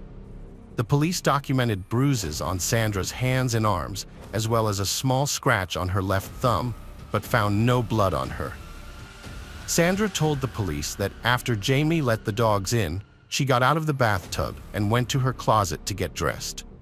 Her next memory was waking up in the closet at an unknown time, and at some point she screamed for help, but then fell back asleep, possibly having a seizure. Sandra had several underlying medical conditions, including lupus, rheumatoid arthritis, and grand mal seizures, which had forced her to resign from her job as a licensed vocational nurse. She believed she could no longer perform her duties effectively due to her seizures. In the weeks leading up to Jamie's murder, Sandra had experienced auras, which she knew were warning signs of an impending seizure. During these seizures, she would sleep for hours and wake up in a state of confusion, disorientation, and severe pain. As crime scene investigators carefully searched the house, Sandra was taken to an interrogation room at the Harris County Sheriff's Office. She mentioned that the room was too cold and was subsequently asked to take a polygraph test. Sergeants Cazal and Douay questioned her for 3 hours, focusing on the 36 hours leading up to Jamie's death. Sandra spoke quietly and complained of a headache during the interrogation. She remembered some details clearly, such as removing her boots in the bedroom, changing in the bathroom, and recalling their conversation in the jacuzzi. However, she struggled to remember other details, and her recollection of time was imprecise. When questioned about the timeline, Sandra initially stated that Jamie had left her for 15 minutes to let the dogs in before she got out of the jacuzzi. Later, she suggested it might have been around 5 minutes. Sandra admitted that she was not good at estimating time and was making an educated guess. 2 days after the murder, Liz met with Cazal and Douay to report that several items were missing from the house, including a TV from the bedroom and Sandra's medication bottles of hydrocodone and phenobarbital. She reminded them that a backpack containing a gaming system and games had been left in the garage, which she had previously mentioned to detectives. Liz also shared information about her mother's seizures and health issues, expressing her concern for her mother's fragile state and possible post-traumatic stress. Although she hoped that something might trigger a memory later, this meeting did not yield any significant breakthroughs. Liz continued to follow up with phone calls, even pointing out damage to one of her parents' rental homes. However, the authorities eventually stopped responding to her inquiries, leaving both Liz and Sandra unaware of the investigation's progress. A year and a half after the incident, Sandra was secretly indicted for Jamie's murder by a grand jury in July 2014. Because of state law, grand jury proceedings are confidential, keeping the public unaware of the discussions and evidence presented during the process. Despite the indictment, Sandra's case progressed slowly over the next 3 years, involving at least 4 prosecutors from the district attorney's office, until it was assigned to Colleen Barnett in May 2017. Colleen Barnett had rejoined the DA's office in January of that year, following a 4-year break during Kim A's tenure as district attorney. Throughout her 24-year career, Barnett had built a reputation as a diligent and fair-minded prosecutor, according to both her colleagues and the attorneys who had opposed her in court. She had handled over 70 murder trials, including the high-profile capital murder case of Suzanne Basso, who was executed for luring a mentally disabled man to Texas with the promise of marriage and then killing him. Barnett knew that Sandra's case was tough. There was no clear motive, no confession, and no direct evidence linking Sandra to the crime. Despite the challenges, Barnett was convinced of Sandra's guilt. During the 13-day trial that began in August 2017, Barnett presented Sandra as a cold-blooded killer who carefully planned Jamie's murder, luring him into their bedroom with the promise of sex. Barnett told the jury that Sandra had used a gray telephone cord to tie Jamie's feet, then fatally stabbed him from chest to neck. The prosecutor highlighted the discovery of a bag of sex toys on the bed, which Sandra later claimed was a joke gift from a friend. Although Barnett couldn't exactly say why Sandra did it, she offered several possible motives, including Jamie's life insurance policy with HISD and Sandra's alleged desire to end their marriage. However, as a Jehovah's Witness, Sandra's religion did not allow divorce. Sandra's attorney, George Ma Sechrist, a well-established and respected legal expert, presented a contrasting image of the seemingly fragile woman sitting at the defense table. According to Sechrist, Sandra was a victim of investigators who had jumped to conclusions, forming a theory within 2 hours of arriving at the crime scene. He backed this claim by pointing out that they had initially attempted to file murder charges while the crime scene investigators were still processing her home. Sechrist emphasized the lack of physical evidence linking Sandra to the crime, highlighting the fact that her blood was not found at the scene and that she had no cuts on her hands. He offered an alternative explanation. Sandra had been the victim of a home invasion, during which she suffered a head injury and was bound in her closet while the intruders killed her husband. For the jurors watching Barnett and Sechrist in the courtroom, the atmosphere was likened to a high-stakes boxing match, as the two lawyers clashed in a battle of wits. Barnett landed a significant blow with the help of Celestina Rossi, a blood spatter expert and crime scene reconstructionist from the Montgomery County Sheriff's Office. Rossi testified that the evidence at the crime scene contradicted the idea of a home invasion. She highlighted several key points, including the absence of signs of forced entry, the untouched dresser drawers in the bedroom, and a lit candle on Jamie's nightstand, which suggested that no struggle had occurred near the closet where Jamie died. Rossi explained that most of the blood was confined to the closet, with a few exceptions, such as spatter on the back of a chair, the white medical stool, and tiny droplets on the comforter. According to Rossi, this spatter was likely caused by the injury to the artery near Jamie's thumb. Rossi concurred with the medical examiner's report, stating that all of Jamie's wounds were defensive in nature. She also noted that Jamie's loaded handgun was inches from his body in the closet, untouched. Rossi emphasized that in a situation like this, one's instinct is to try to disarm their attacker rather than shoot them, even if they are approaching with a knife. After 8 hours of deliberation spanning several days, the jury, comprising 8 men and 4 women, reached a guilty verdict for Sandra on the charge of murder, sentencing her to 27 years in prison. Although this sentence was shorter than the maximum possible 99 years, it was still a significant sentence. In explaining their decision, the jury foreman later stated that by the time Sandra would be released, she would be in her early 70s and might have the opportunity to see her grandchildren, adding that they considered this decision humane as they did not view Sandra as a threat to society. When District Judge Kelly Johnson announced the verdict, Sandra let out a loud shriek and nearly collapsed into her chair. The courtroom, filled with supporters who had been convinced that the trial was merely a formality to prove Sandra's innocence, was left in stunned disbelief.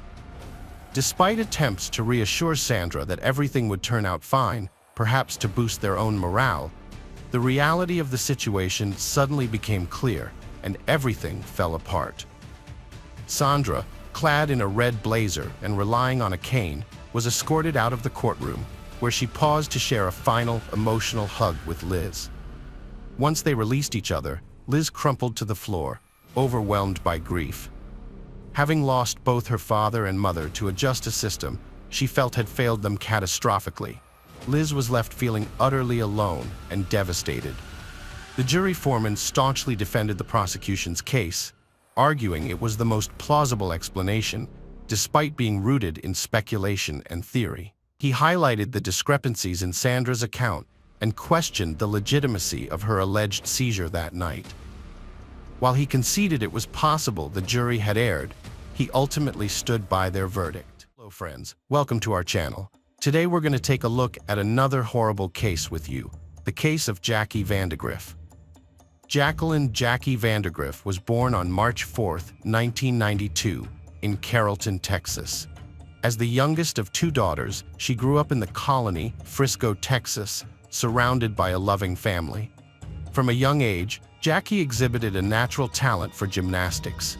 Before she could walk, she was already somersaulting, and her parents recognized her potential at just 3 years old.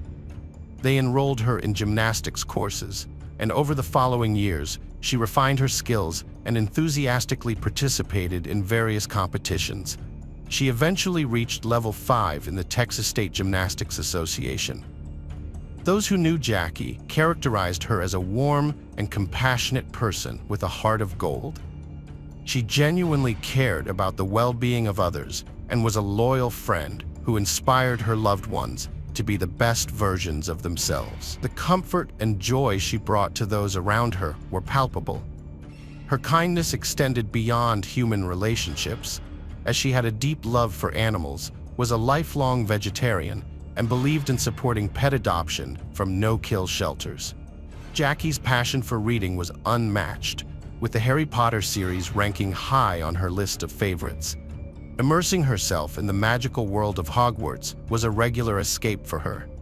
Besides reading, Jackie had a deep affection for music, boasting an eclectic taste that spanned from Pink to James Taylor and Rob Thomas.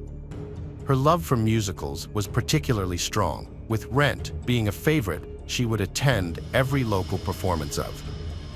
After graduating from Wakeland High School in Frisco, Jackie went on to pursue a career in cosmetology at the Paul Mitchell School. She successfully completed her training and earned her license as an esthetician.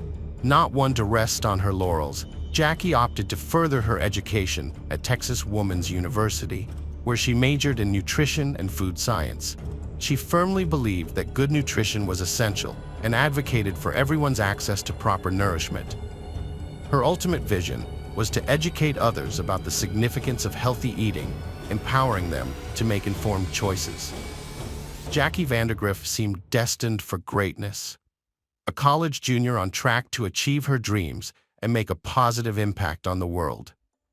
However, a chance encounter with an evil person in the summer of 2016 would devastate her life forever.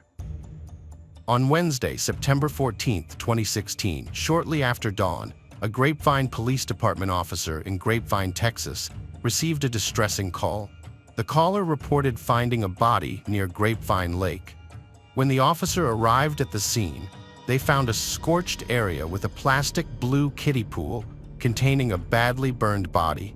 The body was charred beyond recognition, making it impossible to determine its identity, age, or gender. The badly burned remains of a body were taken to the medical examiner's office, where fingerprint identification later confirmed that they belonged to 24-year-old Jackie Vandergriff. As detectives investigated Jackie's final hours, they discovered that she was last seen in Denton, near the college, where she had visited 2 bars, Fry Street Public House and Shots and Crafts. The autopsy conducted by the medical examiner revealed the shocking extent of Jackie's injuries. She had been killed, dismembered, decapitated, and set on fire. Most disturbingly, her killer had removed her heart. As news of Jackie's brutal murder spread throughout Denton, detectives began receiving tips from people claiming to have seen a suspicious man near the crime scene, where a fire had been set. The detectives eventually obtained CCTV footage from the 2 bars Jackie had visited around the time of her death. At 7 p.m., a man entered the Fry Street Public House, where he sat at the bar and had a drink. An hour later, Jackie arrived and struck up a conversation with the bartender and the man. Security footage captured their interaction, providing valuable clues about their possible connection. After spending about 45 minutes at the Fry Street Public House, Jackie posted a tweet at around 8:45 p.m., saying she was glad she decided to get off Tinder and walk to a bar. Shortly after, Jackie and the man left the bar together and headed to Shots and Crafts, where they joined a group of women around 9:45 p.m. The pair left Shots and Crafts together. The detectives used CCTV footage to track Jackie and the man she was with, following their journey to the convenience store where the man had parked his car. Jackie was seen getting into the car, and at that point, everything seemed fine. However, this was the last time Jackie was seen alive before her murder. The detectives interviewed the bartender at the Fry Street Public House, where Jackie had gone to apply for a job. The bartender remembered Jackie having a friendly conversation with him and a male customer, but he had no information about what happened to Jackie and the man after they left. The detectives also reviewed security footage from Shots and Crafts, where Jackie was seen with the man and a group of women. One of the women remembered receiving a business card from the man, who was a personal trainer. She had exchanged contact information with him because she was interested in fitness. Although this detail seemed insignificant at first, it would later prove to be a crucial discovery in the investigation. To their amazement, the woman still had the card in her hand and was more than willing to share the information with the investigators. On the card, they found the name Charles Bryant. By that time, the detectives had already obtained footage from Walmart, taken at 4 a.m., which clearly showed Charles buying a shovel. The detectives then conducted a thorough investigation to uncover the true identity of Charles Bryant, who was the last person seen with Jackie before her murder. Their discoveries proved to be deeply unsettling. Charles Bryant, a 29-year-old man, lived about 20 miles away from Denton, but for some reason, the city held a strong attraction for him. What was drawing him to Denton was a desperate attempt to rekindle his relationship with his ex-girlfriend, Caitlin, who was a resident of Grapevine and a student at the University of North Texas. In May 2016, Caitlin graduated from high school and met Charles Bryant at the restaurant where she worked in Grapevine, Texas. Charles, a personal trainer and bartender in his late 20s, stood out from the boys Caitlin knew from school. His tattoos showcased his muscular build, and Caitlin found his unique skills and mysterious nature intriguing. That summer, Caitlin and Charles spent most days together at Grapevine Lake, and their attraction grew stronger daily. While Caitlin was captivated by Charles, her mother grew concerned about their significant age gap and worried about her daughter's well-being. Caitlin's mother asked to see a picture of Charles, and initially, she was willing to give him the benefit of the doubt. However, when she looked into his piercing eyes, she felt an instant sense of unease. It was as if she was staring directly at evil. As her concern for her daughter's well-being grew, she voiced her worries to Caitlin, urging her to reconsider the relationship. But Caitlin dismissed her mother's warnings, insisting that Charles was nice to her, unaware of the sinister nature lurking beneath his charming facade. At first, Caitlin was happy with her new boyfriend, but as time passed, doubts began to creep in. She started questioning whether her mother had been right.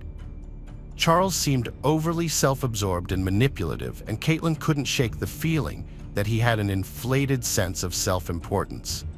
He would constantly remind her that she could never find anyone better than him, making her feel bad about herself.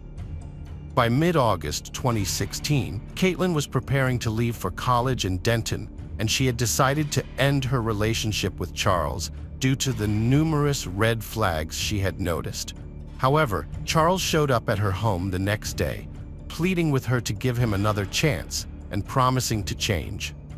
Caitlin was persuaded, and they got back together. Only a week later, Caitlin moved to Denton to start her freshman year at college. After settling in, she finally broke up with Charles for good. Charles, however, refused to accept the breakup. On August 24th, the police found Charles on the University of North Texas campus during a traffic stop. They initially suspected him of driving under the influence, but his blood alcohol level was within the legal limit. Instead, he was arrested on several outstanding warrants and subsequently released. Charles returned to the University of North Texas several hours later and knocked on Caitlin's dorm room door, which he had surprisingly tracked down. When Caitlin answered, she immediately called 911, and by the time the officer arrived, Charles had already disappeared. The officer questioned Caitlin, who explained that she had ended their relationship due to Charles' abusive behavior and the way he spoke to her. As a result, the officer issued Charles a temporary no-trespass order, prohibiting him from entering the UNT campus. Despite this, Charles was undeterred and determined to find ways to reach Caitlin, despite the restrictions. On August 31st, Charles coincidentally encountered Caitlin on her first day at a new job. Recognizing him, Caitlin asked Charles to leave. She then scheduled a meeting with her manager to discuss the situation and request that Charles be barred from entering the business premises. However, the manager regretfully informed Caitlin that he lacked the authority to grant her request. This incident ultimately forced Caitlin to quit her job. Despite her best efforts to avoid him, Charles was more determined than ever to confront Caitlin. He was hell-bent on exacting revenge and causing her even more harm. The vicious cycle of fear and intimidation continued, driven by Charles's all-consuming obsession, putting Caitlin's life in constant danger. Meanwhile, Caitlin's decision to stay on campus at the University of North Texas worried her mother sick. Her mother begged her to return home, where they could keep her safe, but Caitlin was adamant that she was safe in her dorm room. She felt secure within the university's walls. On September 6th, a terrifying incident shook Caitlin to her core when Charles suddenly showed up at her dorm on campus. As he pounded on her door, Caitlin's worst fears took over, and she hid in her roommate's closet. From her hiding place, she could hear Charles coaxing her to come out, claiming he had something for her. Her darkest fears began to materialize, and her mind raced with frightening scenarios of what Charles might have planned for her. Caitlin was terrified for her life, so she made a quick decision and called 111 from inside the closet, speaking in a whisper because she was afraid Charles could hear her. The dispatcher asked her to speak up several times, but Caitlin was too scared to talk clearly. No matter how hard the dispatcher tried, Caitlin's voice was barely loud enough to be heard because she was so frightened. The police arrived soon, but Charles had already run away. However, he left a creepy reminder that he had been there, flowers, and a 2-page handwritten letter addressed to Caitlin. The letter had disturbing messages that made the young woman even more afraid. Just a few minutes after the incident, the police caught Charles outside the campus, dressed in exercise clothes, as if he had been jogging. As a student, he was arrested for trespassing and released on bail a few hours later. Despite Caitlin's efforts to cut off all contact with Charles by blocking him on her phone, email, and social media, he kept finding new ways to reach her. Charles created multiple accounts to make sure he could still communicate with her. Recognizing that Charles's behavior had become increasingly threatening, the police intervened to help Caitlin obtain a protective court order. The very next day, she formally filed a petition for the order, which granted her legal protection against further harassment. However, despite his first arrest, Charles continued to attempt to contact Caitlin. These unwanted communications led to his second arrest for stalking, as he repeatedly violated the terms of the protective order. It was his third arrest within 2 weeks of his second arrest. Charles posted a $5,000 bond and was released from custody while out on bail. Charles Bryant went to Fry Street, a location where Caitlin frequently spent time. Although there was only circumstantial evidence, detectives were certain that Charles had met Jackie Vander Griff there, possibly linking him to Jackie's murder. However, no physical evidence existed. When the detectives assisting Caitlin with her stalking case at UNT learned that Charles was the prime suspect in a murder, they grew concerned for Caitlin's safety. Caitlin claimed she was okay, but in the days following Jackie's murder, Charles sent her numerous photos, texts, and emails. On September 18th, the police took Charles into custody for violating Caitlin's protective order. During his incarceration, detectives hoped to uncover more evidence linking Charles to Jackie's murder. While being interrogated, Charles was shown a picture of Jackie and claimed to have seen her at the bar, but denied knowing anything about her. Concurrently, a search warrant was executed at Charles's residence. The search yielded a large military-style knife and a Texas Woman's University purse, which was identified as Jackie's school purse. Additionally, the search team found a kiddie pool that had gone missing from Charles's backyard, matching the one where Jackie's body was discovered. The detectives sought the expertise of a seasoned professional who had worked with prolific killers, including the Texas Rangers. This expert was knowledgeable about the mentalities of individuals like Charles, aware that they often have a strong urge to discuss their crimes. When the interview started, Charles claimed to have no memory of Jackie. However, the expert suspected he was hiding something. The expert thought Charles knew more about Jackie's fate than he was letting on. To build trust, the expert created a relaxed atmosphere, making the conversation feel like a casual chat between friends at a bar. The expert suggested possible scenarios, trying to see if Charles would react or take the bait. They portrayed Jackie as the one who had led Charles on, causing frustration. Throughout the conversation, the expert used different tactics to gauge Charles's reactions. However, this approach was risky. If the expert pushed too hard or seemed insincere, they might lose Charles's trust and harm the investigation. So, the expert had to find a balance, staying friendly while trying to get Charles to reveal the truth. During an interview, an expert closely watched Charles's responses and body language to gain insight into his character. The expert pretended to help Charles recall the events surrounding Jackie's admission, but in reality was conducting a brief memory test. To the expert's surprise, Charles' story changed slightly during the test. At first, Charles claimed he knew nothing about Jackie's admission, but later revealed that he had spoken to her at the Fry Street Public House when she applied for a job. As the conversation continued, the expert decided to take a different approach. They ordered pizza, hoping the food would help Charles relax, and the detectives could uncover the motive behind Jackie's murder. The detectives suspected that Charles' uncontrollable rage towards his ex-girlfriend, Caitlin, was the catalyst behind Jackie's death. The interrogation lasted around 3 hours, during which Charles admitted to unintentionally killing Jackie during what he called kinky sex. He claimed the incident occurred in his car, and Jackie had asked him to choke her with an oversized zip tie he had. However, Charles maintained that the death was an accident. When Charles Bryant was accused of murdering Jackie Vag-Riff, his ex-girlfriend Caitlin went on social media to look at Jackie's Facebook page, only to discover they were already friends. It suddenly came to Caitlin's mind that she had received a friend request from Jackie's Facebook page on the very day Jackie's body was found. Before Caitlin was even aware of the case, she was convinced that her ex-boyfriend, Charlie, who was the suspect in Jackie's murder, must have used Jackie's phone to send her the friend request. Additionally, the police also believed that a tweet sent from Jackie's account after her death, which read, "Never knew I could feel like this," was actually sent by Charles after he murdered her. Christy was shocked when she learned that Charles, a man she had met on a dating app a year earlier, was facing a murder charge. To her, Charles was a quiet and reserved person. But during their brief time together, she noticed some disturbing signs that raised her concerns.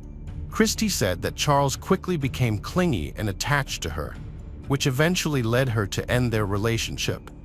But Charles persisted in pursuing her, going so far as to profess his desperate love for her.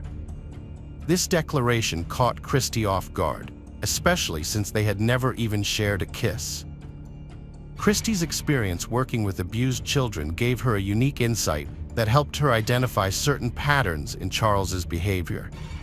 This led her to suspect that he might have been a victim of childhood abuse, a pattern she had seen in some of the young clients she worked with. One day, Christy found the courage to ask Charles directly if he had been abused as a child. To her surprise, Charles confessed that he had indeed suffered trauma in his childhood. Although the police couldn't verify Charles's claims, Christy believed him. She maintained contact with him, albeit from a distance, because she felt sympathy for him and didn't think he was capable of murder. The autopsy of Jackie's body failed to provide clear answers about her cause of death and where she was killed before being dismembered and set on fire. The lack of insight from the autopsy results raised concerns for the prosecution, leaving key questions unanswered about the circumstances surrounding Jackie's death. Charles admitted to disposing of Jackie's body, claiming she had died accidentally during rough intercourse. Despite this, he pleaded not guilty to her murder. Caitlin, Charles's ex-girlfriend, was called to testify by the prosecution to share her experiences with his stalking behavior and violent tendencies. The goal was to establish a connection between his anger towards Caitlin and the eventual murder of Jackie, who bore a striking resemblance to Caitlin. When Caitlin took the stand, she was visibly uncomfortable and reluctantly identified Charles, commenting that he had a smirk. Overcome with emotion, she left the courtroom in tears. The judge ultimately ruled that Caitlin would not be allowed to share details of her relationship with Charles or their breakup with the jury. In April 2018, a year and a half after Jackie's tragic death, Charles Bryant went on trial for her murder. However, Jackie's best friend was too traumatized to attend the trial, finding it unbearable to face Charles in person. The thought of confronting him was a painful reminder of the devastation he had caused to friends. Welcome to our channel. Today we're going to take a look at another horrible case with you, the case of Sandra Cantu. Sandra Cantu was born on March 8, 2001, in Tracy, San Joaquin County. She grew up in Orchard Estates Mobile Home Park in Tracy, California, living with her mother, grandparents, and 3 older siblings. Although her parents, Maria and Daniel, were separated, the children remained close to their father through regular phone calls. Sandra was a friendly and outgoing child who made friends easily and was well liked by both kids and adults in the neighborhood. She loved playing outside with her friends. On March 27, 2009, Sandra returned home from school around 2 p.m. and was excited to share her day with her family. Later that afternoon, she went out to play with her friends in the neighborhood, as she usually did. Before leaving the house, Sandra changed into her favorite Hello Kitty top and black leggings and hugged her mother. When dinner time approached at 7 p.m., Sandra had not returned home, which made her mother, Maria, anxious. Maria tried calling some of Sandra's friends to see if she was with them, but no one had seen her. As her worries grew, Maria drove around the neighborhood, asking people if they had seen Sandra, but no one had seen her for hours. At 7:53 p.m., Maria made an urgent call to 911 for help. When Maria reported her daughter Sandra missing, the Tracy Police Department responded promptly to the mobile home park. They initiated a thorough search of the neighborhood, questioning Maria about Sandra's clothing at the time of her disappearance. Maria recalled that Sandra was last seen wearing a pink Hello Kitty shirt, black leggings, and Hannah Montana flip-flops. The police then conducted a door-to-door inquiry, speaking with neighbors to determine if anyone had seen Sandra or observed anything unusual in the area.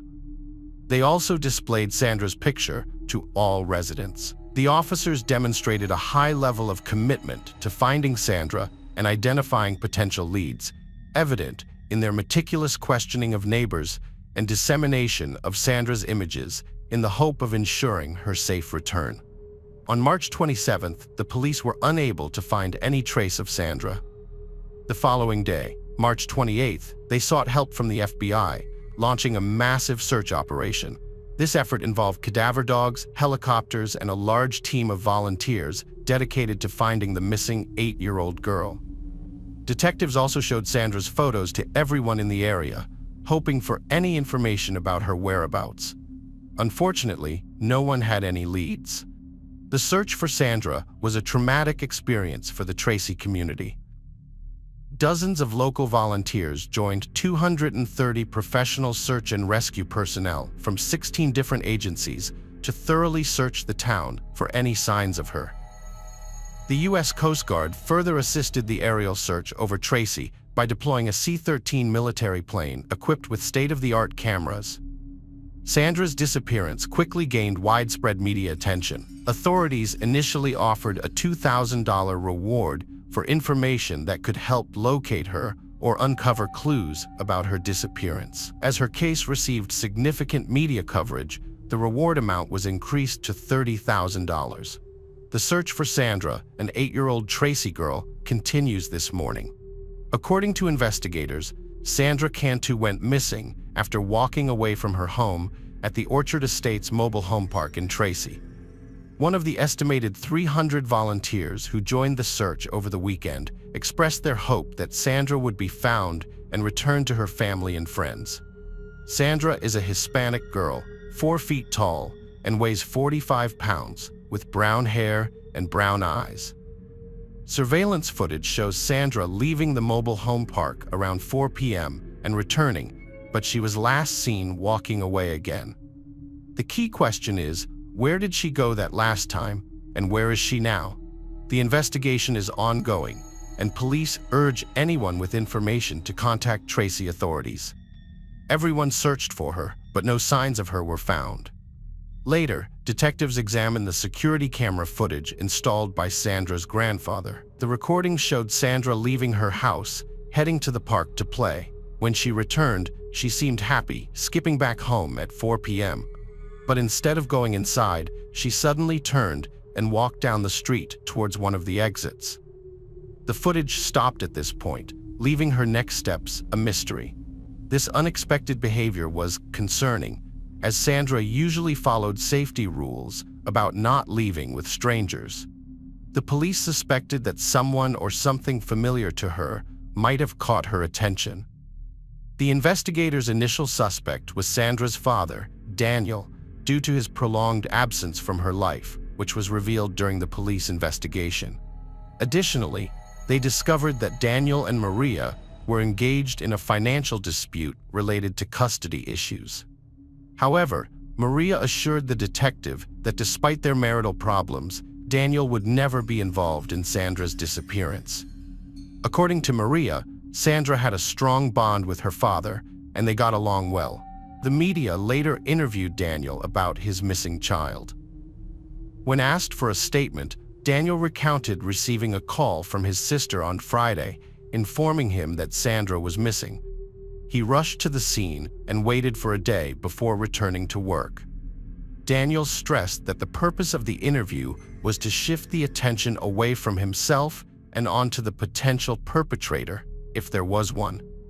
He urged the detective to do their job to the best of their ability, emphasizing the need to focus on finding the real person behind Sandra's disappearance. A week after Sandra Cantu's disappearance, the 8-year-old girl's whereabouts remained unknown. In Tracy, authorities were pursuing hundreds of leads and increasing the reward for information about her. Investigators were combing through trash at the local landfill, searching nearby rivers, and looking into suspicious individuals, including residents of the mobile park, knowledge of the events surrounding the case, and maintained that her only involvement was bringing the note to their attention. She told the officers that at 4 p.m. on the day Sandra was last seen, she had been at her church, decorating her mission. When the child returned, she was disoriented, slurred her speech, and had trouble walking. Her parents took her to the hospital, where tests revealed she had been drugged with benzodiazepines, the same drug found in Sandra's body. Although Melissa denied giving the girl drugs, the incident raised suspicions. As the investigation continued, the police grew increasingly suspicious of Melissa. They were shocked to learn about the drugged child. Soon after, they obtained a warrant to search Melissa's trailer and her grandparents' church. During the trailer search, they found a notebook with handwriting that exactly matched the note Melissa had claimed to have found on the ground. This discovery provided a crucial link between Melissa and the note, leaving the police stunned. Later, experts analyzing the post-it note found in Melissa's car's glove box made a stunning revelation. The note featured cryptic words, including Bache Road, Whitehall Road, and water, which added a mysterious layer to the ongoing investigation. Furthermore, they discovered alprazolam in Melissa's purse, a drug prescribed to her, which matched the substance found in Sandra's body. During the 2009 search of Clover Road Baptist Church, a blood-stained rolling pin was found with Sandra's DNA. A draw cord was missing from a window blind, and the cord used on the Eddie Bow suitcase matched the remaining church blinds. Melissa Huckabee, a 28-year-old Sunday school teacher, was arrested on April 10, 2009. Initially, she denied involvement, but later confessed, stating Sandra's death was an accident. She persuaded Sandra to enter a suitcase for a game with her daughter, and later found her lifeless body. Melissa claimed that she had played a game of hide-and-seek with Sandra, suggesting that Sandra hide in a suitcase and then jump out to surprise her own daughter and sister. Sandra allegedly agreed to the plan and zipped herself inside the suitcase. Melissa then said that she had forgotten Sandra was inside and didn't remember until she arrived at a church, where she opened the case to find Sandra unresponsive. In a panic, Melissa attempted to perform CPR and used a small wet towel to cool Sandra's forehead, but admitted she didn't know how to handle the situation. Later, Melissa got rid of the suitcase containing Sandra's body in a nearby pond. However, the investigators found that Melissa was not telling the truth when they looked into her personal life and discovered a history of criminal activity, depression, and other mental health issues. Melissa's legal history was well documented, and court records revealed that she pleaded no contest to felony second-degree commercial burglary and misdemeanor property theft charges on January 9th. A criminal complaint highlighted her prior convictions, including a 2006 property theft conviction that resulted in jail time in Los Angeles County. In November 2008, she was accused of attempting to steal from a store while on probation in San Juan County and had a scheduled court date. Melissa had also filed for bankruptcy in 2003, citing credit card debt and medical expenses. Melissa's father said she struggled with depression and finding her path after college. Her ex-husband confirmed her depression and self-image issues, but described her as carefree. They married in 2003, separated in 2004, and divorced in 2005, with Melissa getting full custody of their 5-year-old daughter. John Huckabee was shocked when he learned that his ex-wife Melissa was involved in the murder of a young girl. He couldn't believe it, saying it's not something you want to think anyone is capable of, especially someone you know and who is the mother of your child. After they separated, Melissa moved to Southern California to live with her parents, which made it difficult for John to see his daughter. During a past custody battle, Melissa had made accusations against John, claiming he was guilty of alcohol abuse and domestic violence, which he strongly denied. John, who had lost touch with Melissa for over 3 years, was now seeking custody of their daughter. He had started a new family, remarrying and having 2 more children. However, the idea of Melissa being involved in the rape and murder of a child seemed impossible to comprehend. At trial, Melissa Huckabee showed emotion when the judge announced her crimes. Throughout, prosecutor Thomas Testa argued Melissa had planned Sandra's murder. He showed surveillance footage of Sandra heading to Melissa's house. Testa claimed Melissa drugged Sandra with juice at a church, then waited for her to pass out before attacking and suffocating her. The prosecutor, Thomas Testa, initially intended to push for the death penalty in the case against Melissa Huckabee because she had not admitted to the horrific crimes. But a turning point came during the trial when Melissa suddenly decided to plead guilty, accepting full responsibility for what she had done. During the trial, Judge Linda Loftus of San Juan County Superior Court questioned Melissa Huckabee to ensure she understood the consequences of pleading guilty. Judge Loftus asked Melissa if she had discussed the matter with her lawyers and if she was certain about giving up her right to a jury trial. Melissa affirmed that she had and reiterated her decision to plead guilty. After completing her questioning, prosecutor Thomas Testa expressed concerns about Melissa's mental health. He highlighted her unusual behavior in prison, including a recent incident where she attempted to harm herself, which raised questions about her ability to make rational decisions. Testa noted that Melissa appeared coherent and rational in court, but he was worried about her mental state in the long run. Melissa Huckabee's guilty plea was a pivotal moment in the case. By admitting her guilt, she brought some closure to the Cantu family, saving them from a long and painful trial.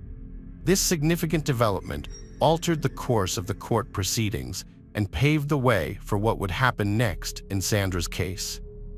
Melissa's guilty plea simplified the process and provided the Cantu family with some comfort after all they had endured since Sandra's tragic death.